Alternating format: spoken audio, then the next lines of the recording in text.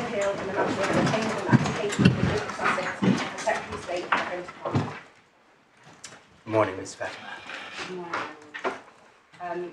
I appear on behalf of the appellant with Mr. Jason Potroy, King's Counsel, Ms. Geoffrey and Ms. Marlene Ballard. And the defendant is represented by Sir James Edis, King's Counsel, Mr. Robert Palmer, King's Counsel, Mr. Christopher Knight, and Mr. Aaron Moss.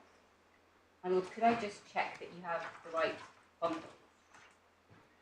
You should have... Well, I think I do have the right bundles, but let's see as we go along, because they can be sent electronically if we get into any trouble.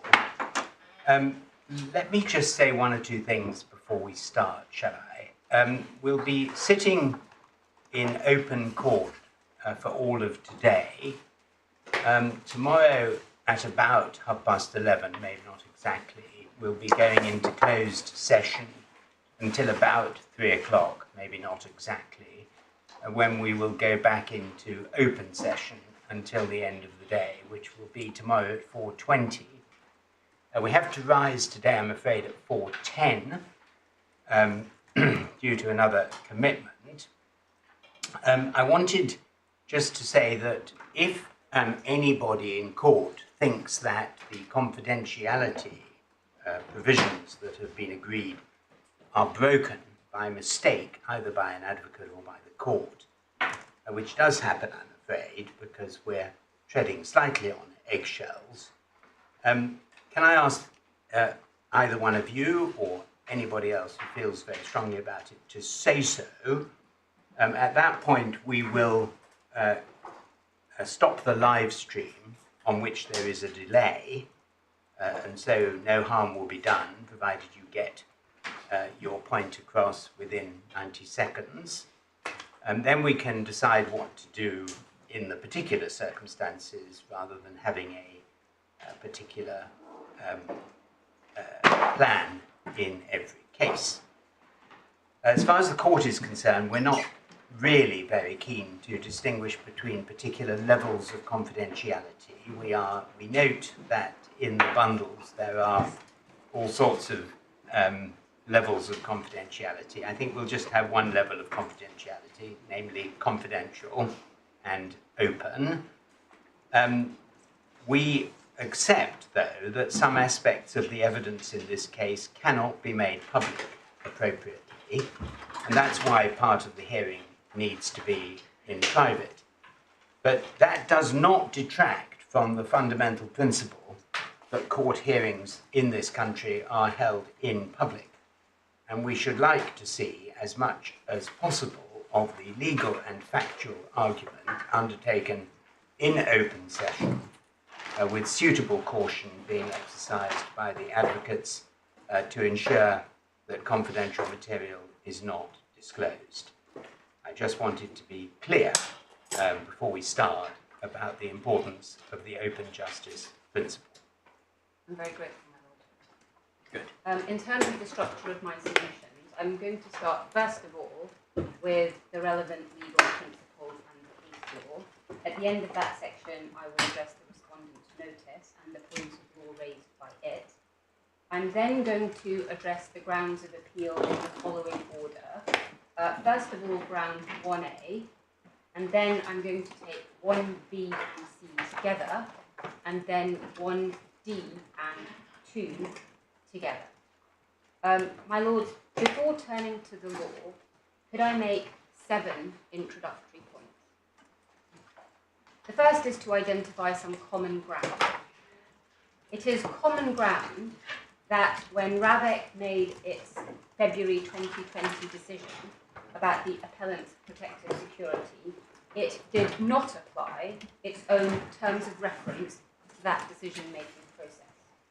Those terms of reference say that RAVEC will base its decision-making on an assessment from an expert specialist body called the Risk Management Board, or the RMB, as I would call it.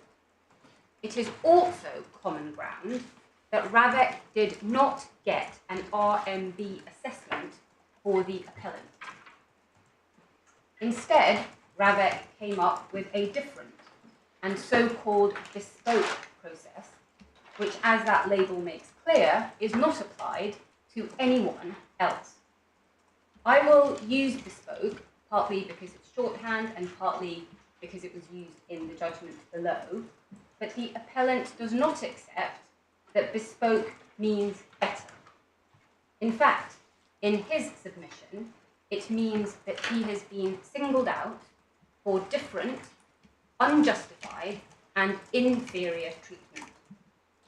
Not only does this bespoke process not involve the RMB, it also involves RAVEC considering the reason why the appellant is attending a particular event, even though that is plainly irrelevant to the question of security. This first introductory point is particularly significant because the appellant's case is not that he should automatically be entitled to the same protection as he was previously given when he was a working member of the royal family. The appellant's case is that he should be considered under the terms of reference and subject to the same process as any other individual being considered for protective security by RAVEC, unless there is a cogent reason to the contrary. Second, it follows from this that the core question raised by this appeal is whether RAVEC has given a clear, logical, and convincing reason for departing from its terms of reference and failing to do an RMB for the appellant. The answer to that question is no. Third, the judge's starting point for that good reason question, as I will call it for shorthand, was that the RMB assessment is optional or discretionary. That is wrong. And that fundamental error of interpretation then completely tainted his analysis on good reason. Contrary to the judge's analysis, the RMB assessment is a key and crucial feature of the RAVEC process. The requirement to undertake the RMB is expressed, as we will see, in clear and unqualified words in the terms of reference. And we know that there are very good reasons for that requirement, and we know it because of what RAVEC's own documents and RAVEC's own witnesses say about the distinct expertise of the RMB. Fourth, whilst it is right to acknowledge that RAVEC has expertise in relation to matters of protective security, the nature of the issues raised by this case do not require the court to defer to RAVEC.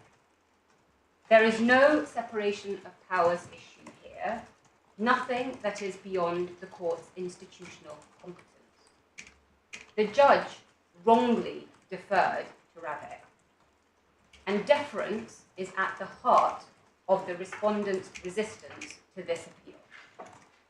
That is illustrated by RAVEC's contention that the starting point for interpreting the terms of reference is a presumption that RAVEC knows best. That the court should accept RAVEC's understanding of its processes, even when that understanding does not match the words on the page or what RAVEC does in practice for others. That is what the judge did, and he made a mistake when he did so. Fifth, RAVEC also contends, by its respondent's notice, that the court should not look to see whether RAVEC had a good reason, but that it should apply far less scrutiny and just ask whether RAVEC's decision was unreasonable. The judge rightly rejected this legal submission, but he did make another legal mistake. And that mistake was to ask whether there was a good reason for RAVEC's approach when he should have gone further. He should have applied the test of cogency, and he should therefore have intensely scrutinised RAVEC's decision by asking whether the reason relied on was clear, logical, and convincing. Sixth, had the judge done that, he would have concluded that RAVEC's reason for not doing an RMB for the appellant doesn't stack up, especially when one looks at what RAVEC has done for other people. The lack of scrutiny led to the judge wrongly accepting RAVEC's evidence, and that evidence says that the so-called bespoke process makes much more sense for the appellant than the RMB. My lords, that evidence has not come from the RMB, and it doesn't make sense when one considers in detail the expert analysis that the RMB assessment involves. It is impossible to speculate on whether the appellant would be in the same position had he been given the benefit of the process which RAVEC's terms of reference mean and which RAVEC is given to others.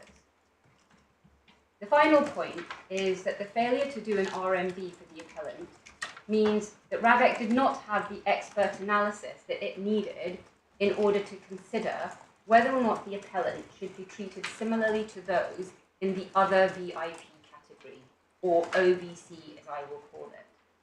And RAVEC did not make a reasonable decision because the appellant's position is analogous to those in that OVC category.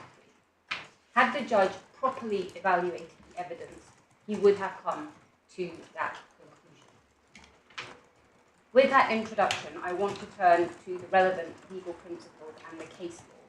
There are 6 key legal propositions that are relevant on this appeal.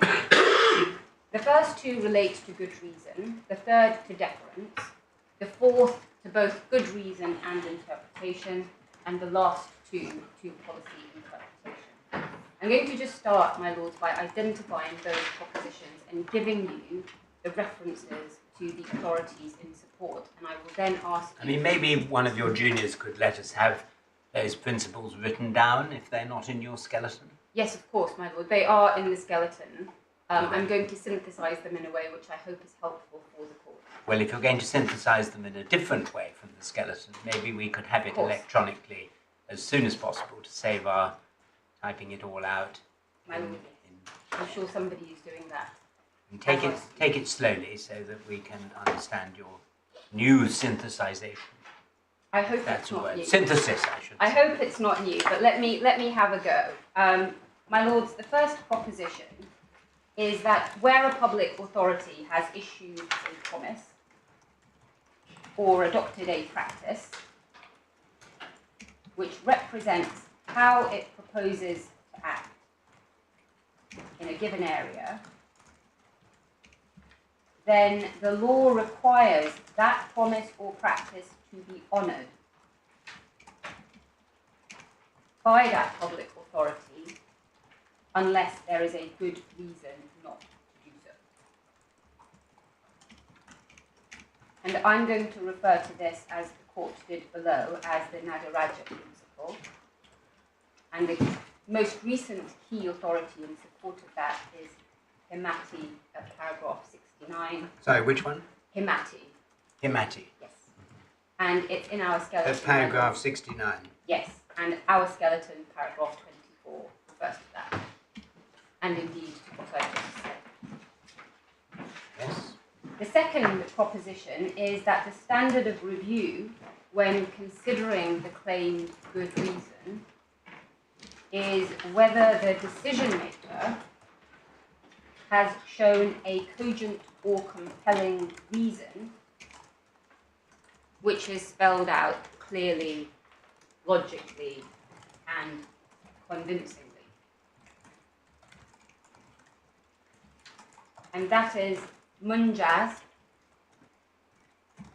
paragraphs 21 and 69. Spelled out what? Sorry, I was a bit behind you. Clearly, logically, and convincingly.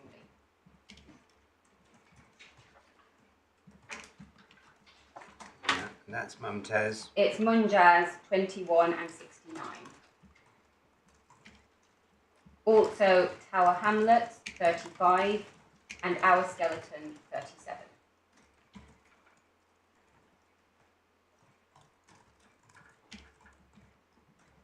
Which one in Tower Hamlets? Which para? 35, my lord. Thank you. And my lord, I'm also going to have a look at the Begum case, which the respondent has relied on as part of that second proposition. The third proposition is that although a court may give weight to or defer to the judgment of a decision maker,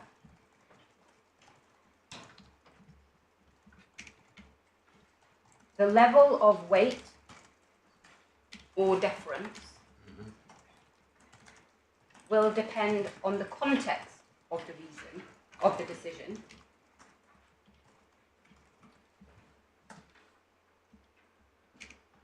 and the evidential value of the particular judgments made by the executive. Evidential value of the particular judgment? Made by the executive.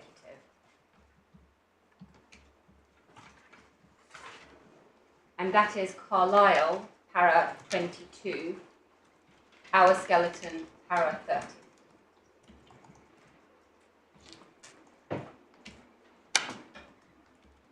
Sorry, Skeleton, Carlisle 32 and Skeleton 30. Yes.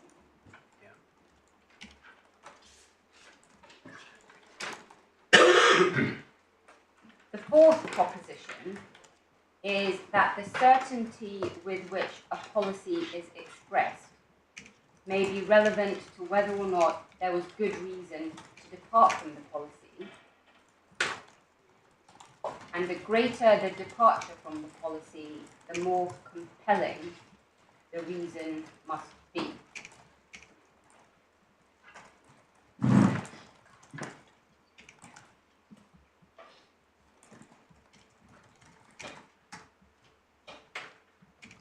Yeah. And the key authorities are HZ, para 107.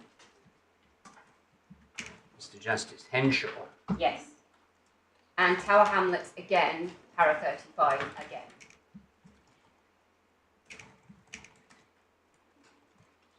Yes. My lords, just before I go on to the fifth proposition, this fourth proposition that I just described explains why it is so important in this case to start with the correct interpretation of the terms of reference. And as you know, as I've already said, we say that the clear and unqualified terms in which the RMB requirement is expressed, the rationale for that requirement, and the way it is being implemented in practice, all mean that the threshold for departing from it is high. And that is something which the judge did not properly appreciate. And that is why I emphasize not just that fourth proposition, but that prior interpretive stage before one comes to good reason. The fifth proposition is that the court is the final arbiter of what a policy means.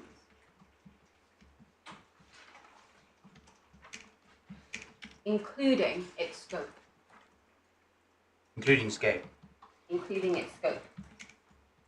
And the meaning to be given to a policy statement is what a reasonable and literate person's understanding of the document would be.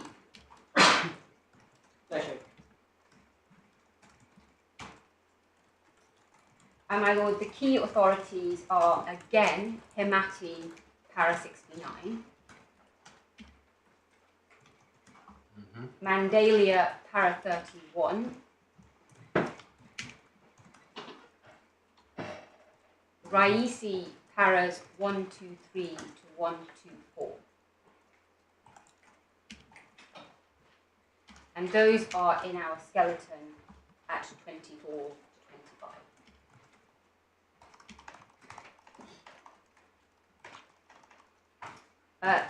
The final proposition is that there is no general principle that when the court interprets a policy, it must always start from the presumption that the decision maker's interpretation and understanding of the policy framework is correct.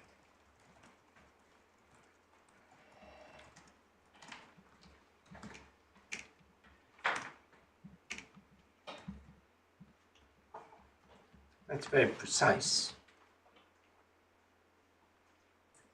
I mean, just the framework.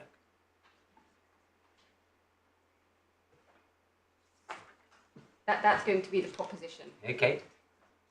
My lord, the judge was wrong to say otherwise. He relied on Hopkins Holmes. Sorry? He relied on Hopkins Holmes. Yes, indeed. And I'll come to obviously go through the judgment, but just for the court's reference, that's in the judgment at 175 to 176. And we say that he was wrong is shown by, again, Hemati, para 69, Mandalia, para 31, and a short extract from De Smith, which I hope you've received. Thank you. Paras 5, 191 to 192. And again, that's our skeleton, 31 to 32.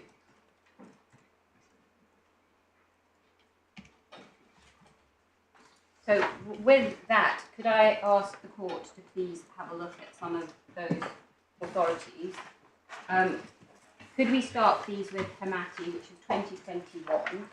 It's in the authorities bundle 2, and it's tab 21.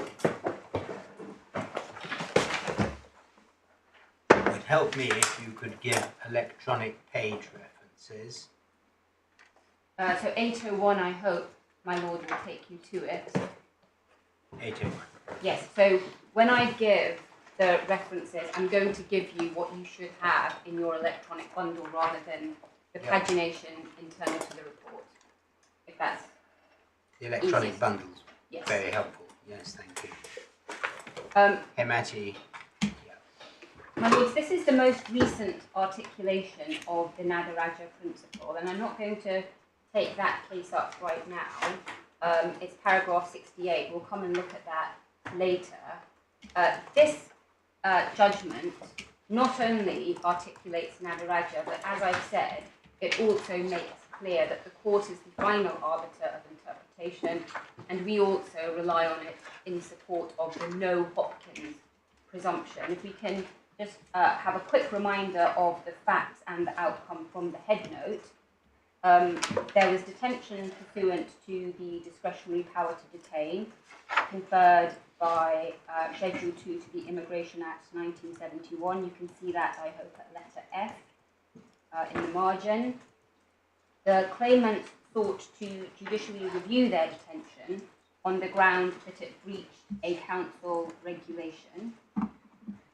And at first instance, and you can see this at letter G, 4 out of 5 claims were dismissed. Court of Appeal allowed those appeals, dismissed the Home Secretary's appeal. The Home Secretary appealed to the Supreme Court, but that appeal was also dismissed. And if we go over the page, page 802, you can see from letter D that one of the reasons the appeal was dismissed was on the basis that the Home Secretary's policy in relation to detention pending removal in Chapter 55 of the Enforcement Instructions and Guidance did not satisfy the requirements of law within the meaning of that regulation. And if I can ask you please to go to page 831. Sorry, I'm just trying to find where it says that. Does not have the necessary qualities of certainty and predictability to constitute a binding provision of general application so as to amount to law. Yes. And if my lord looks further up, you can see 3 lines above D, Above D. Yes, did not establish objective criteria for the assessment of whether such a person might abscond. Contents did not constitute a framework of certain predetermined limits, and so on. Yeah. If we could go to page 831 in the judgment of Lord Kitchen, you can see at the bottom of the page the heading domestic law. So Lord Kitchen was the lead judgment? Yes, he gave the judgment on behalf of the Supreme Court, and my Lord will see that from the top of page 820.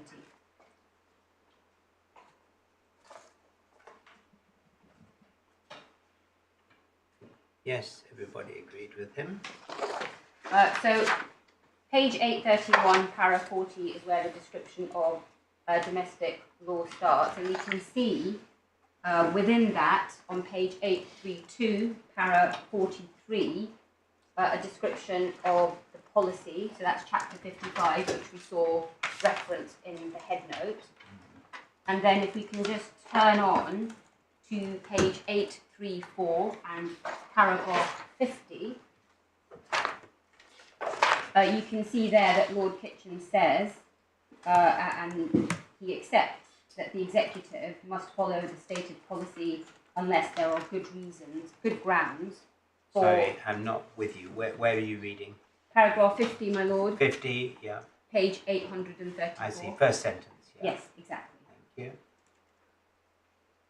So he said that, and then he goes on, and you see this over the next several pages. He analyses and interprets the chapter 55 that we saw of the policy. And that is the analysis that was in the head note as to whether or not it satisfied the criteria and requirements of the regulation. I mean, does the type of policy matter? I mean, this is a public-facing, published policy in this case, is it not? Yes. Yes. This was not in our case. No, I'm going to show you an example. Mandalia is an example of a policy that was not published, and in my submission, for the propositions that I have given you, there is no difference. And in particular, I'm showing you this case, as I said. So just to be clear, your submission is there is no difference.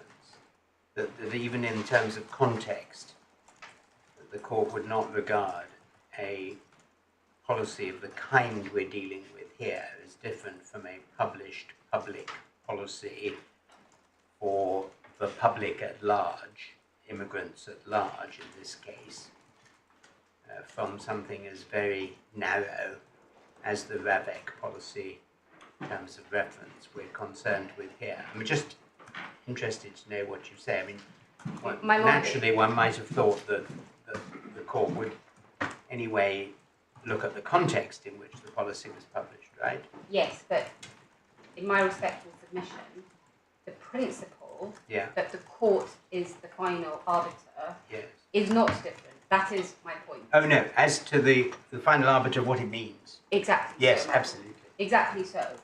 I'm not sure that's in contention. Well, except for the Hopkins presumption point. Okay, well we're going to come to And we're going to come to that. And as I said, I'm showing you this in part.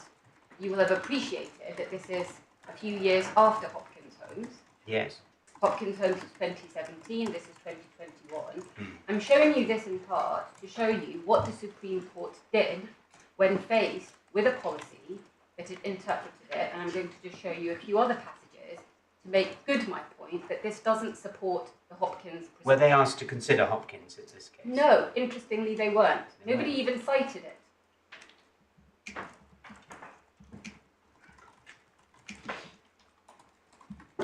But could I just return to my Lord's question? I don't want to not answer it fully. So, in terms of the proposition that the court is the final arbiter and that there's no Hopkins presumption, I do say that this is the same, whether it's outward facing or internal.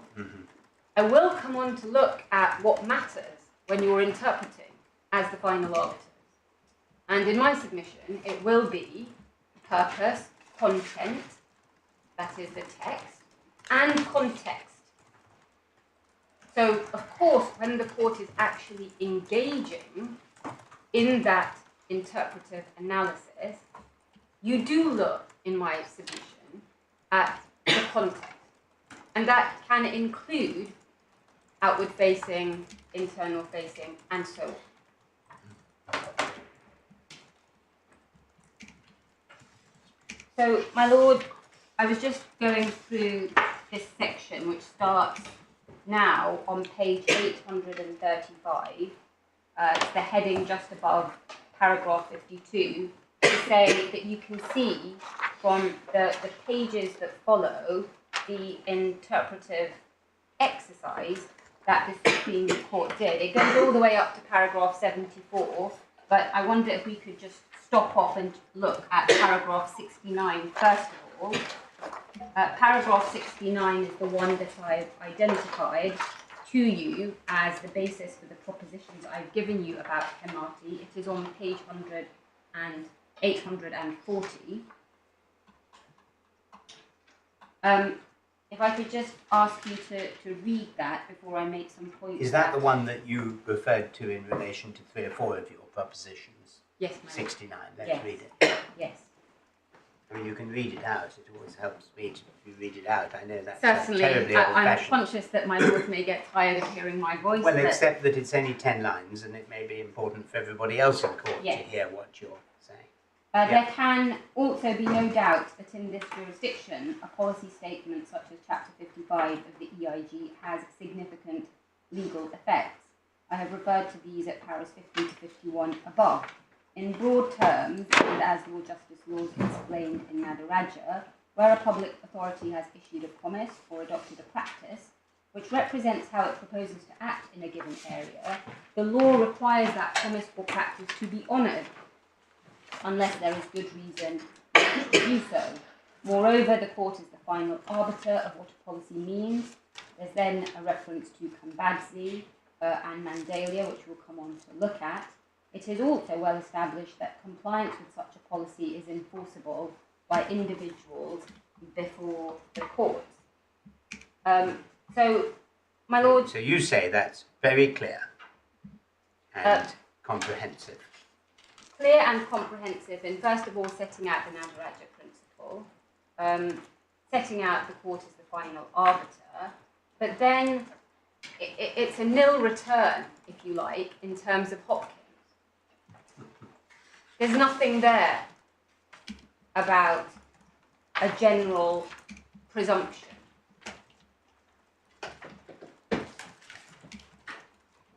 And this would be the sort of case to say it, because it's an immigration case. And as we'll come on to see, the respondents say that planning and immigration are examples of where the presumption that they rely upon bites. So nothing here.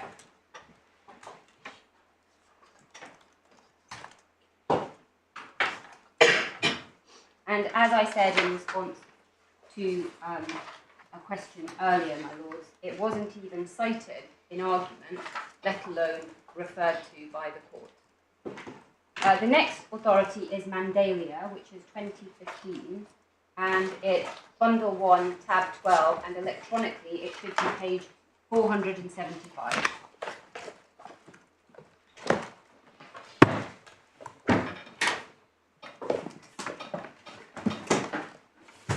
This is earlier, isn't it? I'm so sorry, my lord. This is earlier. Yes, this is 2015.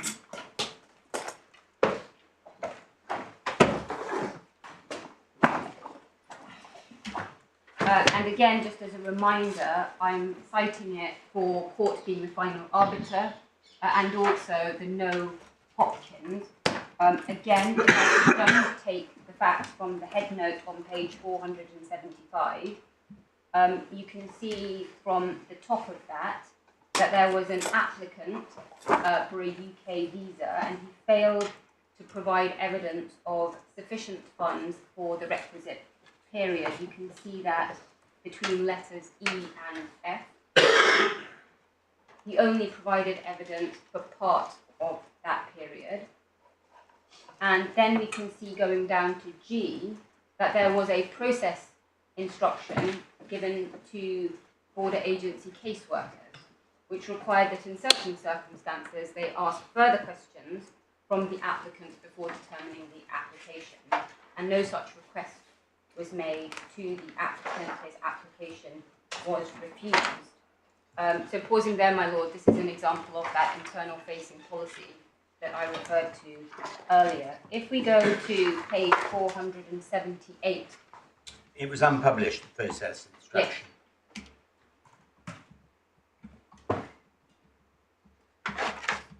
Yeah, so which page? Page 478. Thank you. This is the judgment of Lord Wilson for the Supreme Court. And you can see the question that the court was considering between letters B and C. The question is, did it act unlawfully in refusing his application without having first invited him to supply a further bank statement and so on? Sorry, I'm not not with you where you are. Which paragraph? It's the continuation of paragraph 1. Oh, right. And it's page 478 between letters between B and C. C. Sorry, Yes. I thought you said B and E. Yep, got it. Thank you. The relevant legal principles start at paragraph 29 on page 484.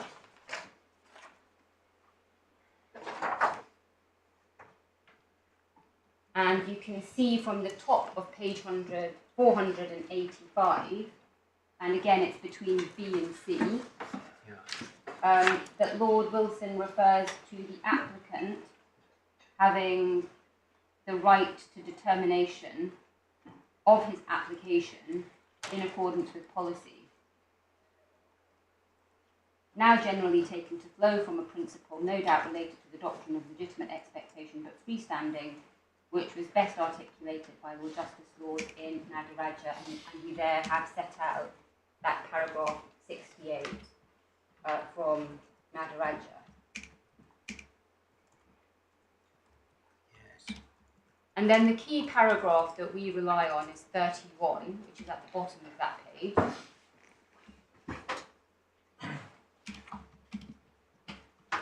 And if you could have a look between letters G and H, please. Yes. Lord Wilson says that the Secretary of State does not say there were good reasons for not following the policy, but that properly interpreted the instruction did not require the caseworker to alert the applicant.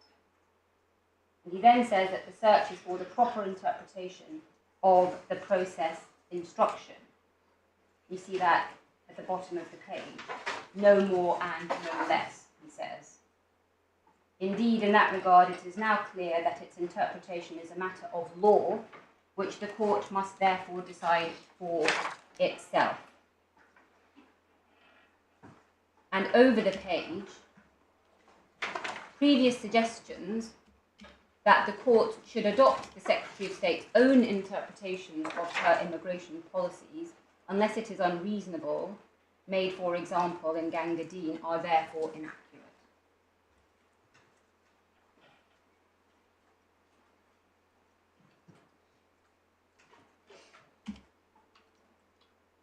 And we say, again, my lords, that this paragraph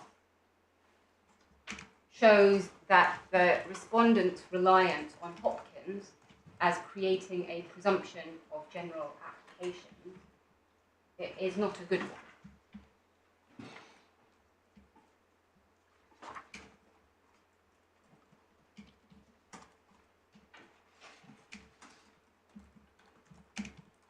And just so the court has the answer that was given to that question that we saw in paragraph 1, it is in paragraph 36 on page 487.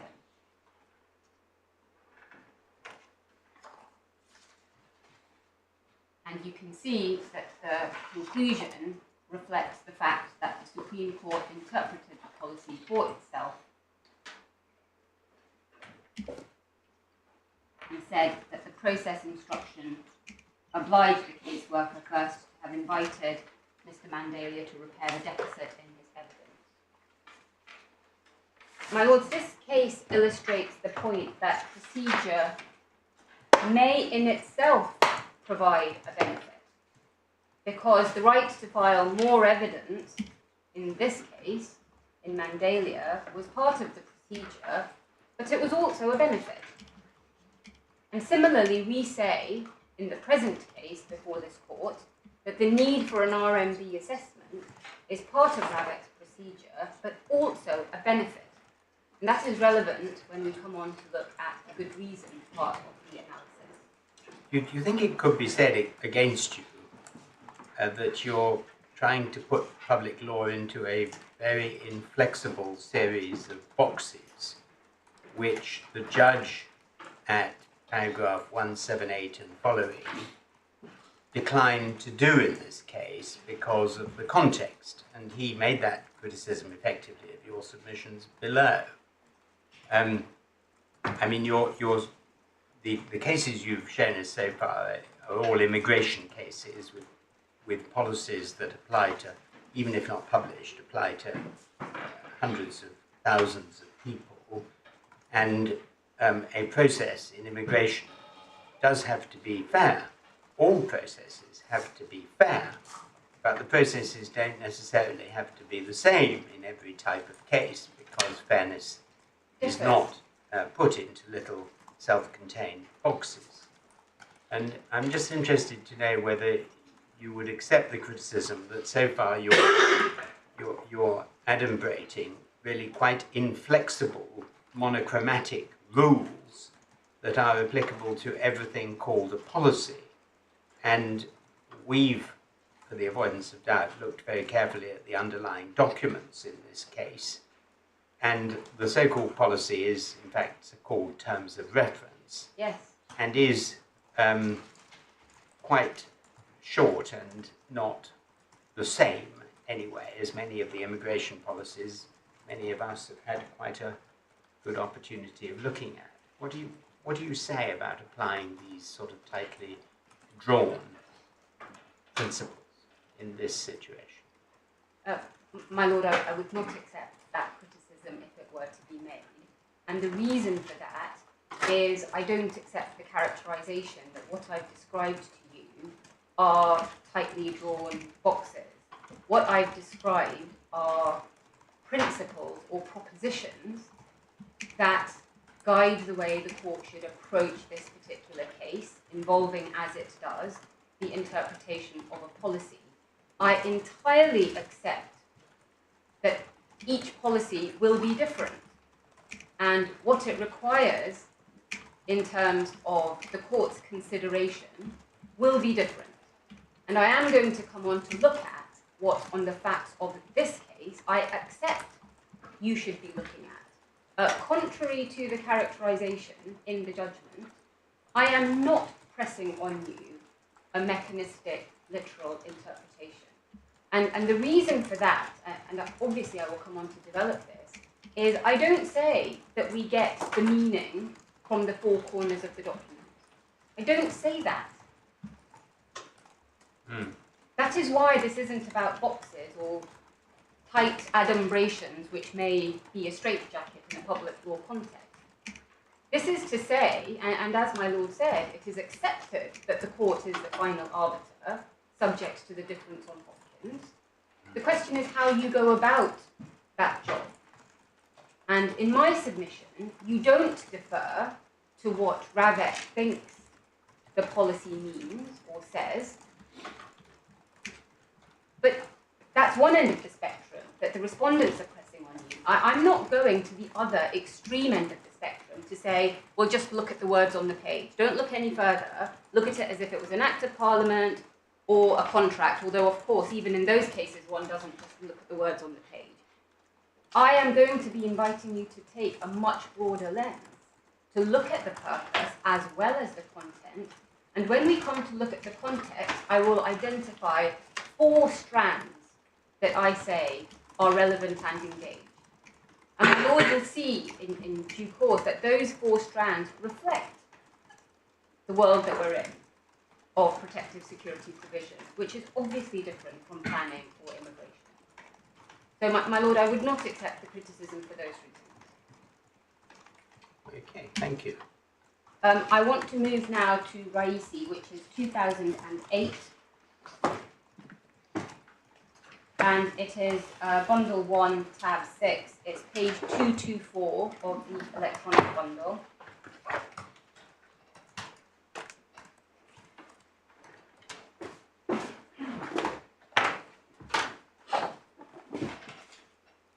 And you can see from the head note number G that the claimant applied for compensation for detention under an ex gratia scheme, which was introduced in a ministerial statement to Parliament.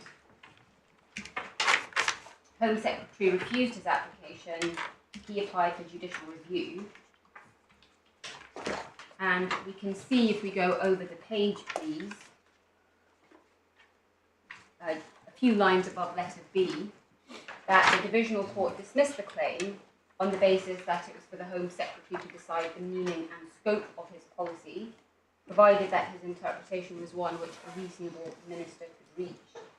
And then you can see, if you have a look at a few lines above C, that the correct test in interpreting the ministerial policy statement was to ask what a reasonable and literate man's understanding of it would be, and not whether the meaning attributed by the minister to the words of the policy was a reasonable one. It was for the court to decide what the ex gratia scheme meant on the basis of what a reasonable and literate person would understand the circumstances to be. And could I just give you, for your note, that the statement is at paragraph 4 on page 231. And it makes clear that there was no underlying statutory provision in that case. Yes. And then if we can have a look at the two paragraphs which I've cited to you, paragraphs 123 and 124. They are on page 258.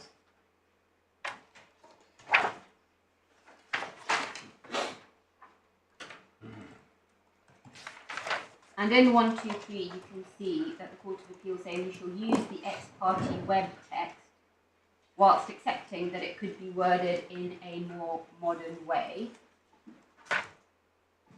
That text that they have referred to is in paragraph 108, which is on page 254.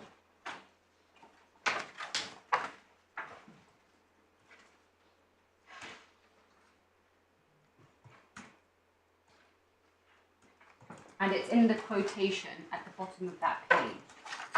So if you could pick it up 3 lines from the bottom. The government has made funds available for the payment of compensation without being under a statutory duty to do so. It follows in my judgment that the court should not construe this scheme as if it were a statute, but as a public announcement of what the government was willing to do.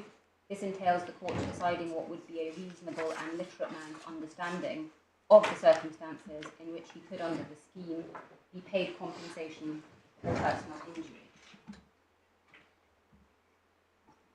And then if we go back to page 258, you can see the questions that are posed there in paragraph 124.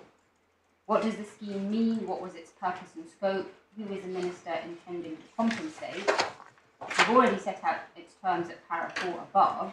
The purpose of the scheme, as set out in para 1, was self-evidently to compensate those who had spent a period in custody resulting from a serious default on the part of a police officer. So that point that is being made there, namely that the terms of the policy define its scope, because that's what the court is doing, it's interpreting who comes within the scope. We see that there, those who had spent a period in custody and so on. That is evident from the observations of Lord Steyne in the McFarlane case, which is set out earlier in the judgment on page 256. If you go to 256 and have a look, please, at letter G, this is the quotation from Lord Stay, who was dissenting in that case.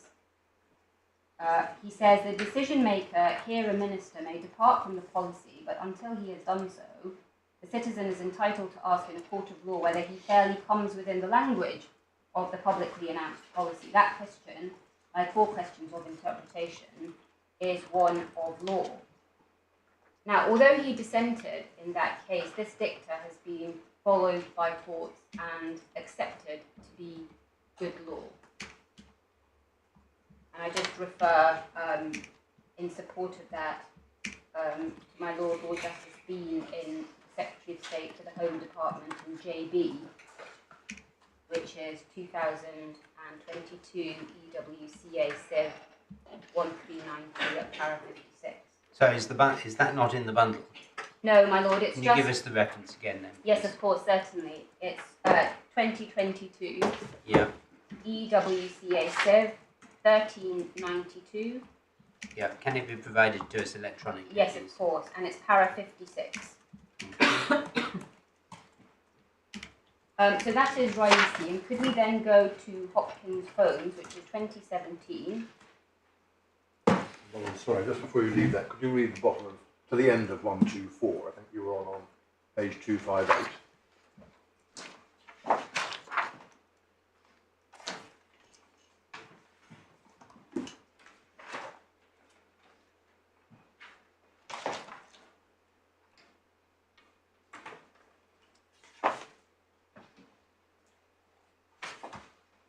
Thank you.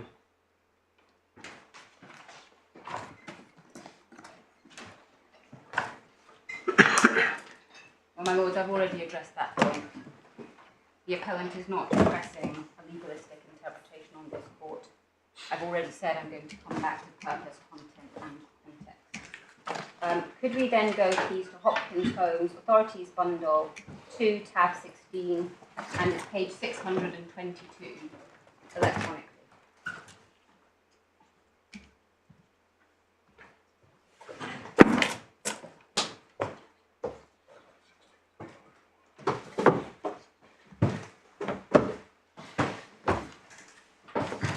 So just before we look at this, the respondent relies on this for paragraph 22, which is the uncontroversial proposition that a policy is not to be interpreted as a statute or a contract. I've already shown you language to that effect. But the respondent also relies, and I will show you this, on paragraph 25. And it is said that that establishes a general principle that, and I quote from their skeleton, the court should respect the expertise of specialist decision makers applying a policy and start at least from the presumption that they will have understood the policy framework correctly. That's para 12 of the respondent's skeleton. And the judge accepted this in the judgment at 175 to 176. And we say that is wrong, and this case is not authority for that proposition that the respondents rely on it for and that the judge accepted. The case involved a planning policy, again just taking the facts from the head note. I mean, aren't there an infinite spectrum of decision makers running from a Home Office official making decisions about hundreds and thousands of immigrants who absolutely require to be able to follow closely the words of a clear policy in order to be fair to everyone, through planning inspectors who are decision makers of great expertise and with long experience in making planning decisions, to whom some deference is obviously, or some respect is obviously due, through to people who make decisions about a very small cohort of people and are no doubt expert in national security. Yes. I mean, they're not the same. No, and it's no part of my case. And it's all very much more nuanced. Absolutely. Yes. Absolutely. And I'm at pains to emphasise. So you're not saying Hopkins is wrong? No, not at all. Yeah. I'm saying that I'm saying that the way in which it is relied upon by the respondents is wrong. Because Hopkins is about planning, and the presumption that Lord Carnworth identified that I'm going to show you is about planning, and it's about the specific context of that case. What the respondent says is, no, this isn't just about planning. You can pluck this out of Hopkins, the planning context, and you can plug it in to protective security.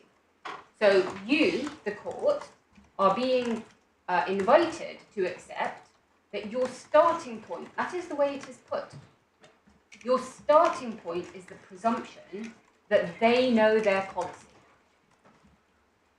And I say that is wrong in terms of being a general starting point which creates a presumption in every case. So it is the respondent's case that is not allowing for nuance here. They are the ones pressing upon you an absolute presumption. So, my lord, I don't say Hopkins is wrong. I say Hopkins is limited to what it decided. And that is why I say we didn't see it in Hamati, we didn't see it in Mandalia, and that's for the very good reason that they weren't planning cases.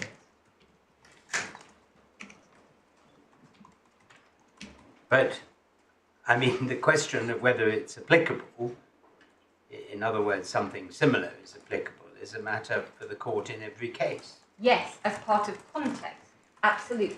Yes.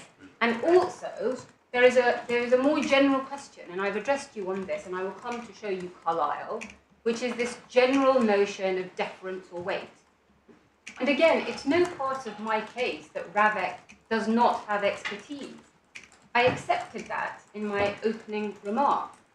But my lord, one of the key ironies about this case is that the respondent presses on you RAVEC's expertise whilst ignoring the expertise of the RMB.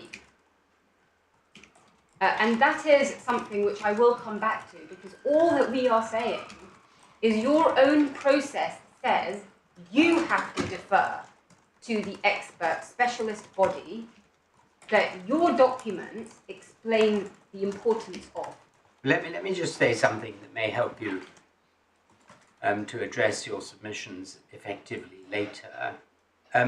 I shall want to understand why you say that in this case, any determination by RMB would have actually affected the way in which RAVEC dealt with the issues of the claimant, particularly in circumstances where he was doing what he was doing. Because the RMB assessment, as I understand it, Yes. is obviously it's a very detailed threat assessment, risk assessment, detailed analysis of all sorts of aspects of what's going on in the world. But what I'm slightly concerned about at the moment is, again, putting it into discrete boxes and saying the RMB is relevant to what RAVEC was considering about this claimant in these actually unique circumstances. Yes, and my lords, I will come to deal with, You'll hope, deal with precisely that point. I do say this, though, given the nature of the submissions, that will be in closed session. No, well... So I will come on to that, but it won't be today, is my No. point. It will be tomorrow. No, okay. But I hope that when we go through the documents, I will try and flag, especially in terms of the documents that the court has and is able to see, the parts that will pertain to that. Will be relevant. Yes. Yes, well that would be very helpful, thank you. I was just showing you Hopkins and the facts, the context of the Planning Commission applications, and we can see between letters F and G that in each case the inspector had to establish whether particular policies of the relevant development plans were considered not up to date under the National Planning Policy Framework, and if so, what the consequences for his decision should be. And then if we go over the page 623, you can see the finding between E and F. and if I read it out, it's 3 or 4 lines down from E. The court's role was not to be overstated, and courts should respect the expertise of the specialist planning inspectors and start with the presumption that they would have correctly understood the policy framework. I'm sorry, where are you? Between E and F, and it's On page what? 623. Yeah, thank you. And it's 3 or 4 lines up from F. Yeah. And the bit I read out was the court's role was not to be overstated, and the court should respect the expertise of the specialist planning inspectors. Yes, I see. And so that's essentially the bit that the respondent relies on. But if I can show you in the judgment, and this is the judgment of Lord Carnwath for the Supreme Court. And if we go first of all, please, to page 633, and you can see, I hope, at the bottom of that page, the law and policy. Paragraph 22 refers to the correct approach to the interpretation of a statutory development plan. That's TESCO. That's then set out over the next page, and page 634, para 24. He says, in the first place, it is important that the role of the court is not overstated.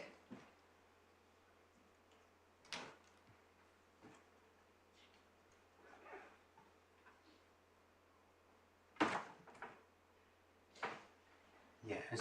And then over the page again to paragraph 25. And this is really the core passage for the respondent. He refers to whether it's a development plan or a non-statutory statement such as the NPPF. They're statements of policy, not statutory texts, must be read in that light. Even where there are disputes over interpretation, they may well not be determinative. Furthermore, the courts should respect the expertise of the specialist planning inspectors and start at least from the presumption that they will have understood the policy framework correctly. That's obviously the bit that I read out from the respondent's skeleton argument that they rely on.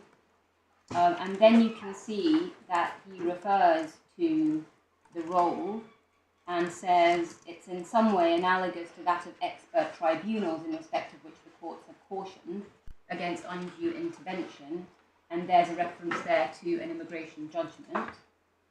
Para 26, recourse to the courts may sometimes be needed to resolve distinct issues of law or to ensure consistency of interpretation. Specialist judges of the planning court have an important role. And then at the end of that paragraph, you can see there that he draws a distinction between issues of interpretation of policy, appropriate for judicial analysis, and issues of judgment in the application of that policy, and not to alike the two. So, as to those 2 paragraphs, we make 3 points. They're in our skeleton argument at 32, but if I can just summarise. Paragraph 26, as I've just shown you, demonstrates and identifies that critical distinction, we say, between the interpretation of a policy and its application, and the role of the court in respect of the former. And we say, secondly, that the analysis and conclusion that I've just shown you, throughout that section, starting from paragraph 22, is highly fact and context specific. It is about planning. Self-evidently, you would say. Well, of course the case is about planning, but why isn't the proposition of general application that the courts should respect the expertise of the expert decision maker and start at least from the presumption that they will have understood their own policy framework correct? Because, my lord, that's abdicating, in my submission, your role as the arbiter of the interpretation of the policy. You are entitled, in my submission, to have regard to how the decision maker interprets the policy, but to suggest that this is a starting point and indeed a presumption that has to be overcome by the other party to the litigation is, in my submission, wrong. And we saw that in the earlier cases where they talked about this idea that you start with the fact that the decision maker has applied it correctly unless you can show it's not reasonable. So it's not to say that you don't look at their expertise or how they've understood it, but you don't start from the presumption that they are right. So it is putting... You don't start from the presumption they're right as to the interpretation if it said they're wrong. Yes. Because that's for the court. Yes. But don't you start from, if not a presumption, a certain level of respect, depending on the nature of the decision maker, yes, for the expertise of the decision maker? Yes. Yes. Yes, I entirely agree with that. Yes.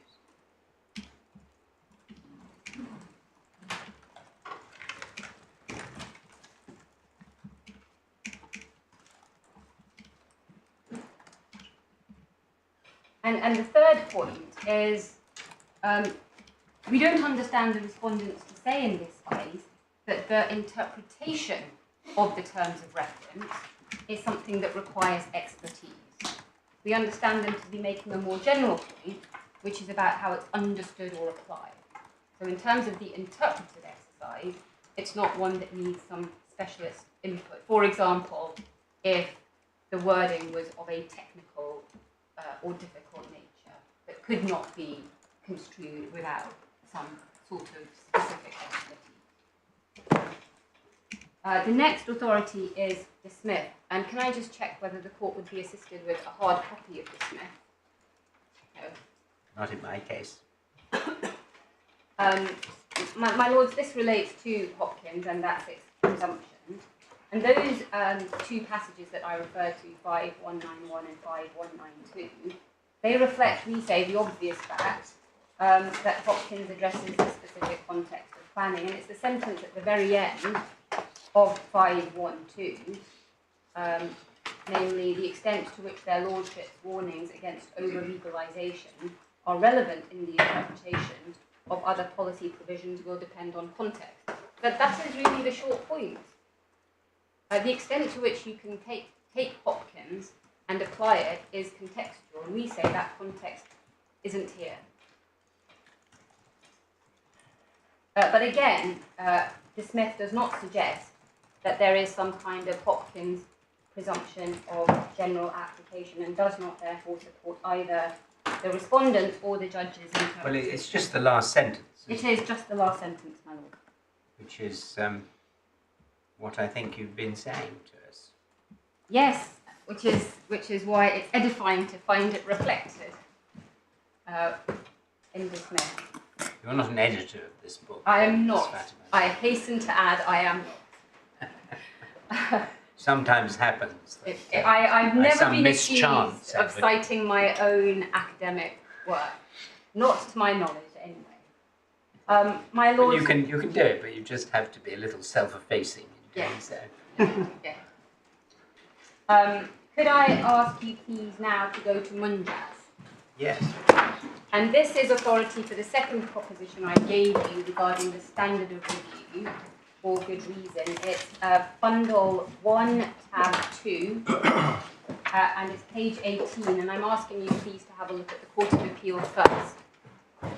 We'll go to the Appellate Committee afterwards. If we can just again take the facts from the head note. Starting right at the top, guidance in the code issued by the Health Secretary under the Mental Health Act 1983. The subject matter was the use of seclusion for detained psychiatric patients. And we can see a summary of what the code included at letter F. And the facts of Mr. M's case are then set out. We can see that one of the points raised was that the hospital's seclusion procedure departed from the code in a number of ways. Can you just see that by letter G? Yeah. And then the facts of S's case are over the page. And if I could ask you to keep going to page 20, paragraph 3. And we see there that note, the guidance relating to seclusion in the Code of Practice was statutory guidance. And then a little bit further down, just above H, hospitals should observe it unless they had a good reason for departing from it in relation to an individual patient or a group of patients. And then if we go to paragraph 5, which starts at the bottom of the page and goes over, you can see that in Mr. M's case, the Court of Appeal held that the seclusion under the hospital policy was unlawful because there were no good reasons for departing from the code. And then S's appeal is addressed after that. Could we go, please, into the judgment of Lady Justice Hale, as she then was? Could I ask you, please, to start on page 58, and it's paragraph 73.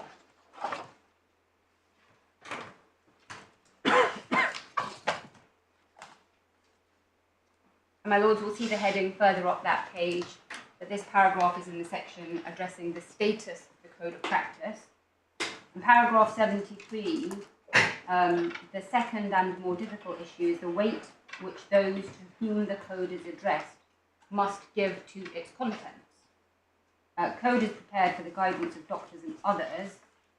My lords, the next bit is important. No statutory obligation in the 1983 Act to observe it or to give reasons for departing from it. Therefore, no express statutory obligation upon anyone other than social services. And she then refers to a different statute, which is section 7 of the Local Authority Social Services Act 1970, under which social services do have an obligation to act under the general guidance given by the Secretary of State. And she refers to the judgment of Mr. Justice Sedley, as he then was in Rixon, where he held that this meant that local authorities could only depart from the Secretary of State's guidance with good reason. She then describes what the first instance judges in that case did. They proceeded on the basis that, having considered the code, a hospital was free not to follow it unless to do so would be Wednesbury perverse. Now, my lords, that is the submission that the respondents are making before you in their respondents' notice. They are saying what was essentially found by those two first instance judges, that the standard is Wednesbury, not good reason. The paragraph continues, there is a considerable difference between this approach and the Rixon approach, in which the code should be followed unless there is a good reason to the contrary. And you can see that she makes 2 points in the following analysis. She says, first of all, the fact that it would be contrary to the purpose of the code if hospitals were free not to follow it without good reason. And she says, secondly, and this is near letter C, that where human rights are engaged, the arguments for according the code greater status are compelling.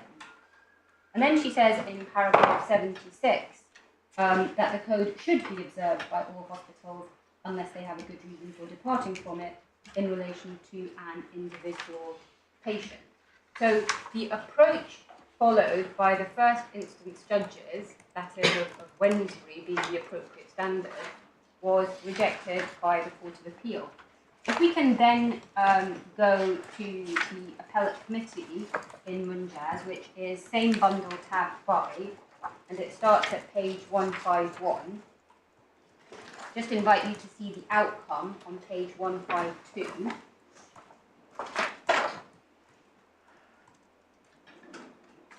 And then note paragraph 2 in between letters C and E. Code did not have the binding force of legislation and was guidance rather than instruction, not mere advice, and should not be departed from without cogent reasons, which should be critically scrutinised by the court. and then the remainder is applying that on the facts of that case. My Lord, could I ask you to go to the speech of Lord Bingham, paragraph 20 on page 191.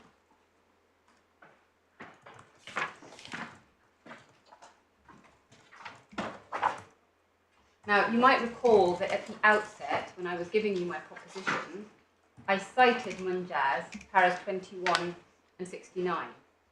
I want you to see 20, though, because it explains 21. And 20 is a summary of the party's argument.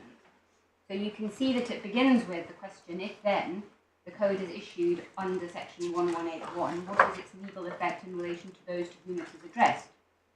And then there are, first of all, the submissions of the trust. And you can see the trust saying its guidance, it describes itself as guidance, difference between guidance and instruction, and that there is no statutory obligation to comply with it. You can see that at G. No express obligation was placed on the hospitals to follow the guidance. And then you see the arguments made by Mr. Munjaz. And he said that there were three things that were important. So first of all, the consultation which preceded the drawing up of the code. Secondly, the parliamentary sanction it received, because it was issued by the Health Secretary. And the third was the high importance of protecting detained mental patients. So those were the three factors that Mr. Munjaz relied on, and he said that they, and you can see this submission at the very end of the page, show that the code was intended to be very much more than advice which hospital authorities might choose to follow or not to follow. And then over the page we have paragraph 21, where Lord Bingham says that the code does not have the binding effect which a statutory provision or statutory instrument would have. It is what it purports to be, guidance, not instruction, but the matters relied on by Mr. Munjaz show that the guidance should be given great weight. Much more than mere advice, which an addressee is free to follow or not as it chooses, should be considered with great care, and from which it should only depart if it has cogent reasons. And then right at the end of that paragraph, in reviewing any challenge to a departure from the code, the court should scrutinise the reasons given by the hospital for departure with the intensity which the importance and sensitivity of the subject matter requires. And then can I just show you paragraph 69, Lord Hope.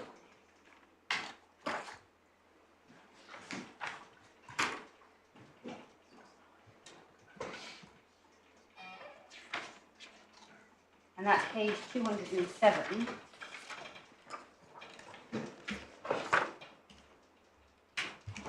And you can see there that he agrees with Lord Bingham, and the clearly, logically and convincing comes from this paragraph. But of course, as my lords will know, that is just the meaning of cogent anyway. So all he's doing is unpacking the components of the word cogent, the clear, the logical, and the convincing. And then he goes on to refer to Parliament's expectation that the code would be followed unless there are cogent reasons for not doing so. But just pausing there, my lords, and just taking stock of what those two paragraphs show us. In our submission, what they show is that the analytical search that this court is also embarking on in this case is for factors that show that the policy in question is intended to be more than advisory.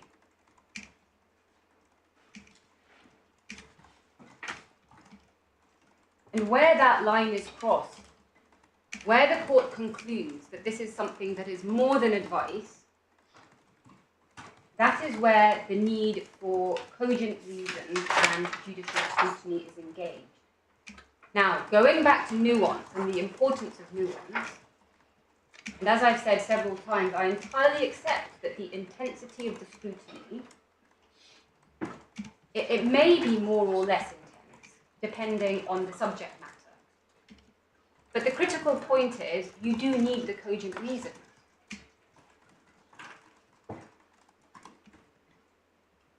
And Lord Hope's reference that I've just shown you to Parliament,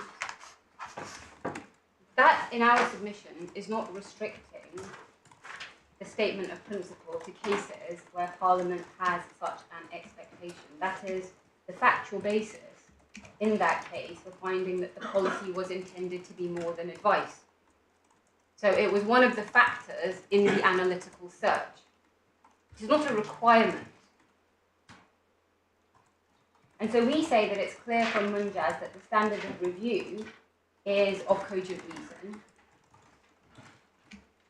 And just two final points on Munjaz. The difference in approach between good reason and Wednesbury that is identified by both the Court of Appeal and the Appellate Committee, we say is important. And the reason for that is in Nadaraja itself. And I just want to now show you, I said I would show you a bit of Nadaraja.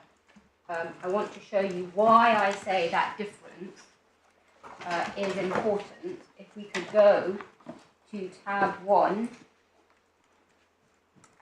this is in bundle 1. It starts, sorry, bundle 1, tab 3, starts at page 65, and could I ask you please to have a look at paragraph 68, which is on page 97.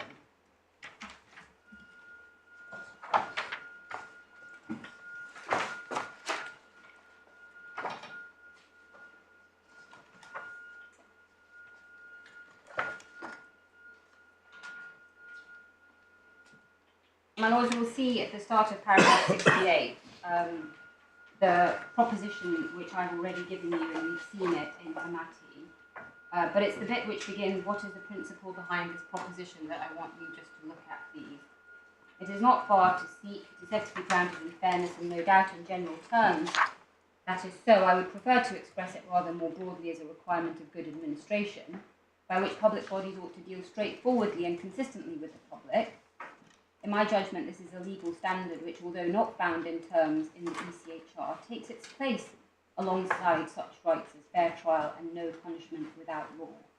He then goes on to say that there is every reason to articulate the limits of this requirement, and he says a public body's promise or practice as to future conduct may only be denied, and thus the standard I have expressed may only be departed from in circumstances where to do so is the public body's legal duty, or is otherwise, to use a now familiar vocabulary, a proportionate response.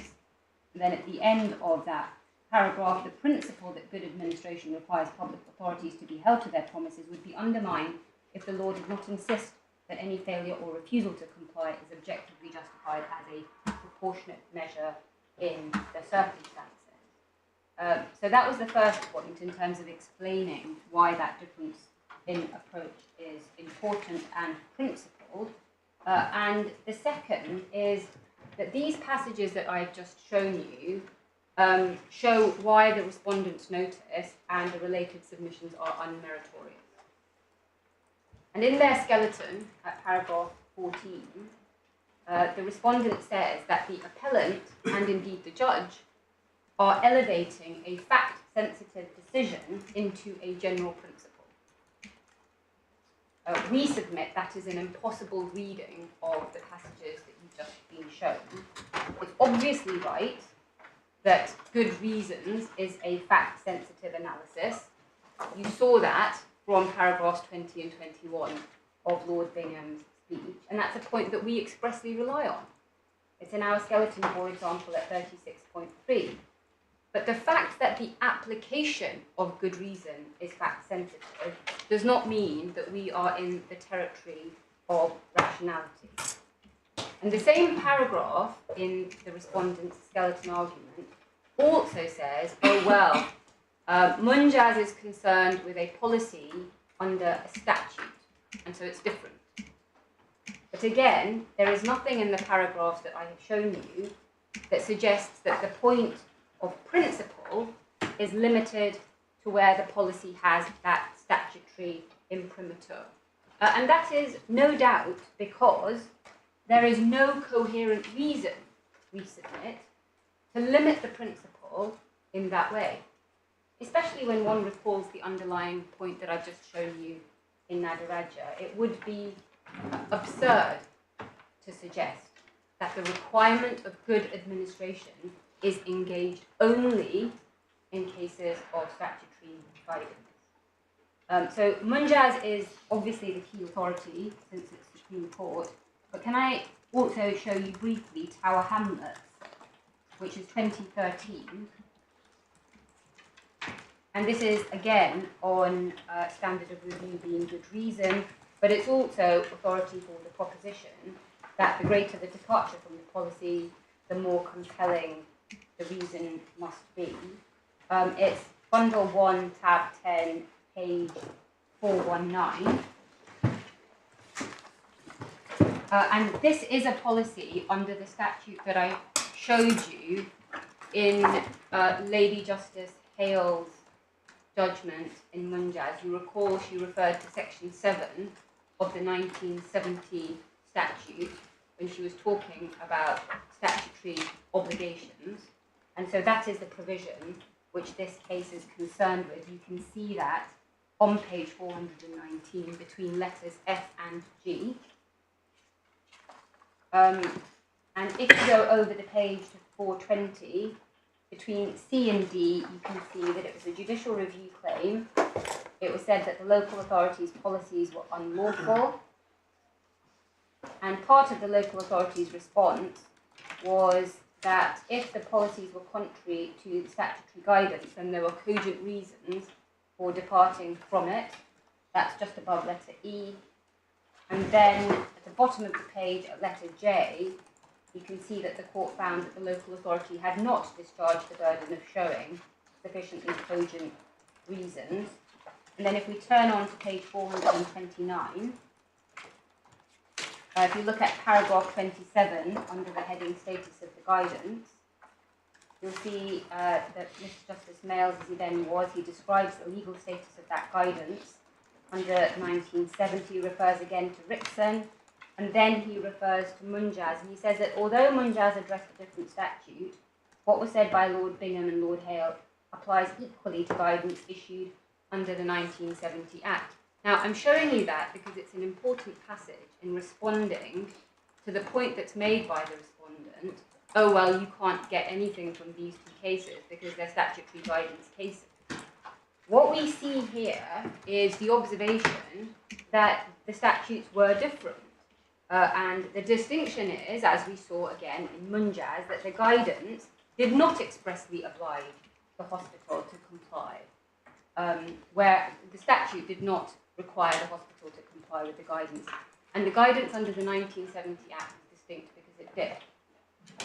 And the point is, again, that that wasn't something that changed the approach.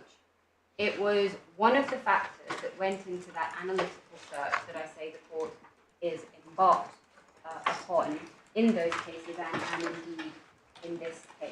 And so if I could then ask you to look at the key paragraph, which is 35 on page 430, you will see that he says there, departure from the guidance will be unlawful unless there's a cogent reason for it.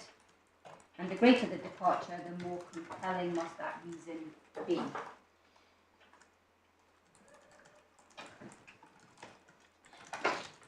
The next case is HZ, which is bundle 2, tab 28 and page 1047.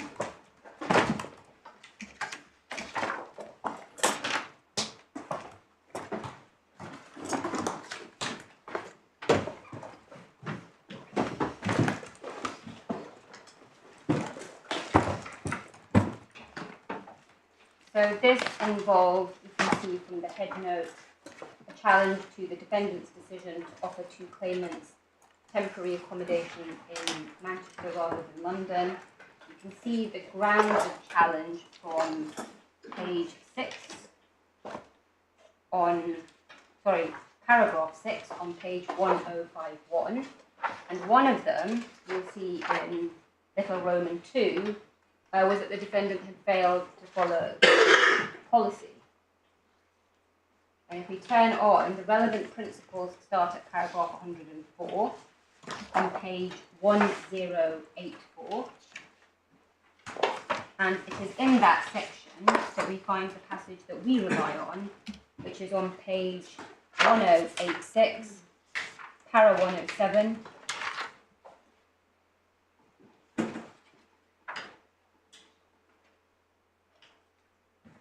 And it's that last sentence in particular. Certainty with which a policy is expressed may be relevant to the questions of whether the defendant has in fact departed from it, and if so, whether or not there was good reason to do so.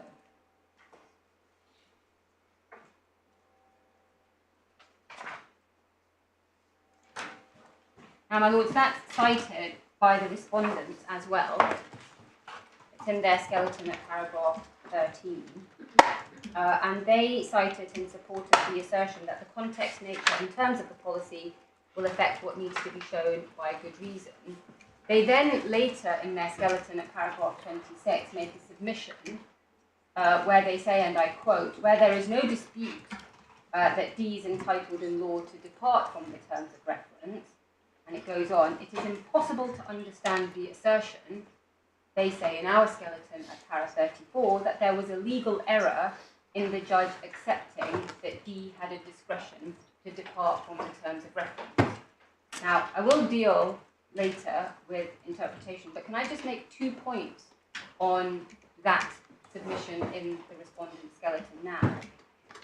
First of all, the appellant submits that the judge erred in his construction or interpretation of the terms of reference insofar as he held that the terms of reference themselves or itself gives RAVEC the discretion.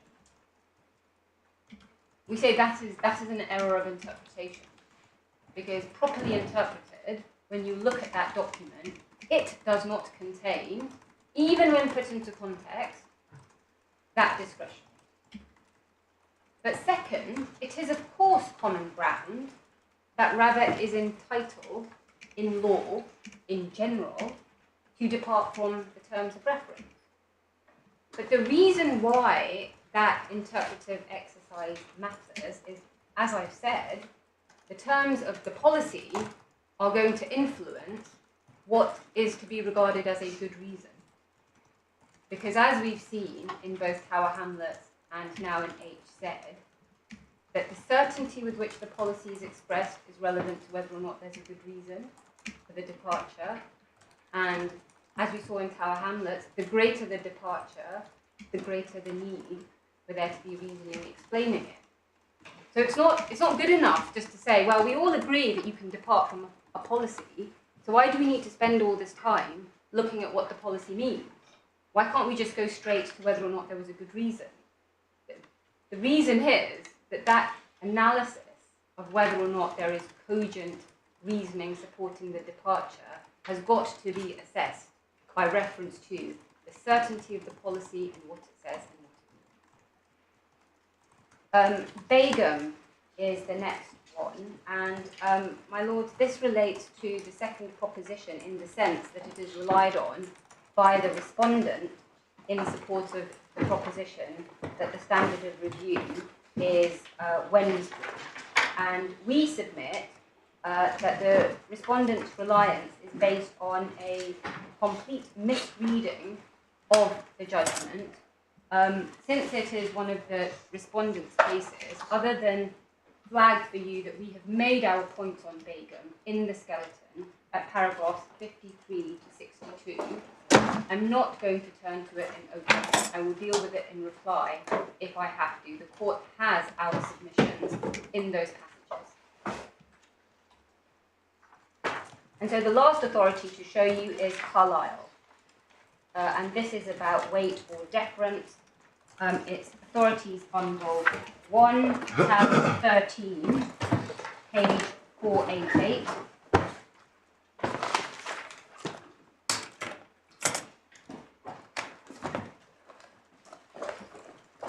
And of course, the facts are very far removed from the present case. It's relevant, though, because it addresses the role of the court.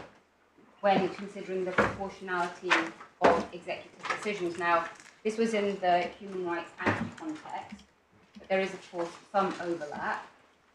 And as we've seen, proportionality is part of the court's analysis when it considers whether there is a good reason to depart. You recall I showed you that passage from paragraph 68 of Nagarata making that point. So this is relevant for these reasons. And if I just invite you to look at the head note on page 488, although proportionality was ultimately a matter for the court, that did not entitle it to substitute its own decision for that of the primary decision maker, or simply to frank the decision without itself considering it. But the degree of restraint to be exercised by the court and the extent to which the assessment of the primary decision maker would be respected depended on the context. And then it goes on to, I should just read the next bit as well. Where the decision was based on factors where the court did not have the evidence, experience, and institutional legitimacy to form its own view with confidence, its interference could only be justified in exceptional circumstances. The reason I just wanted to read that out is I will be saying to you that you do have evidence in this case. That is one of the relevant points. And then just show you paragraph 22 in Lord Sumption's judgment, which is on page 508.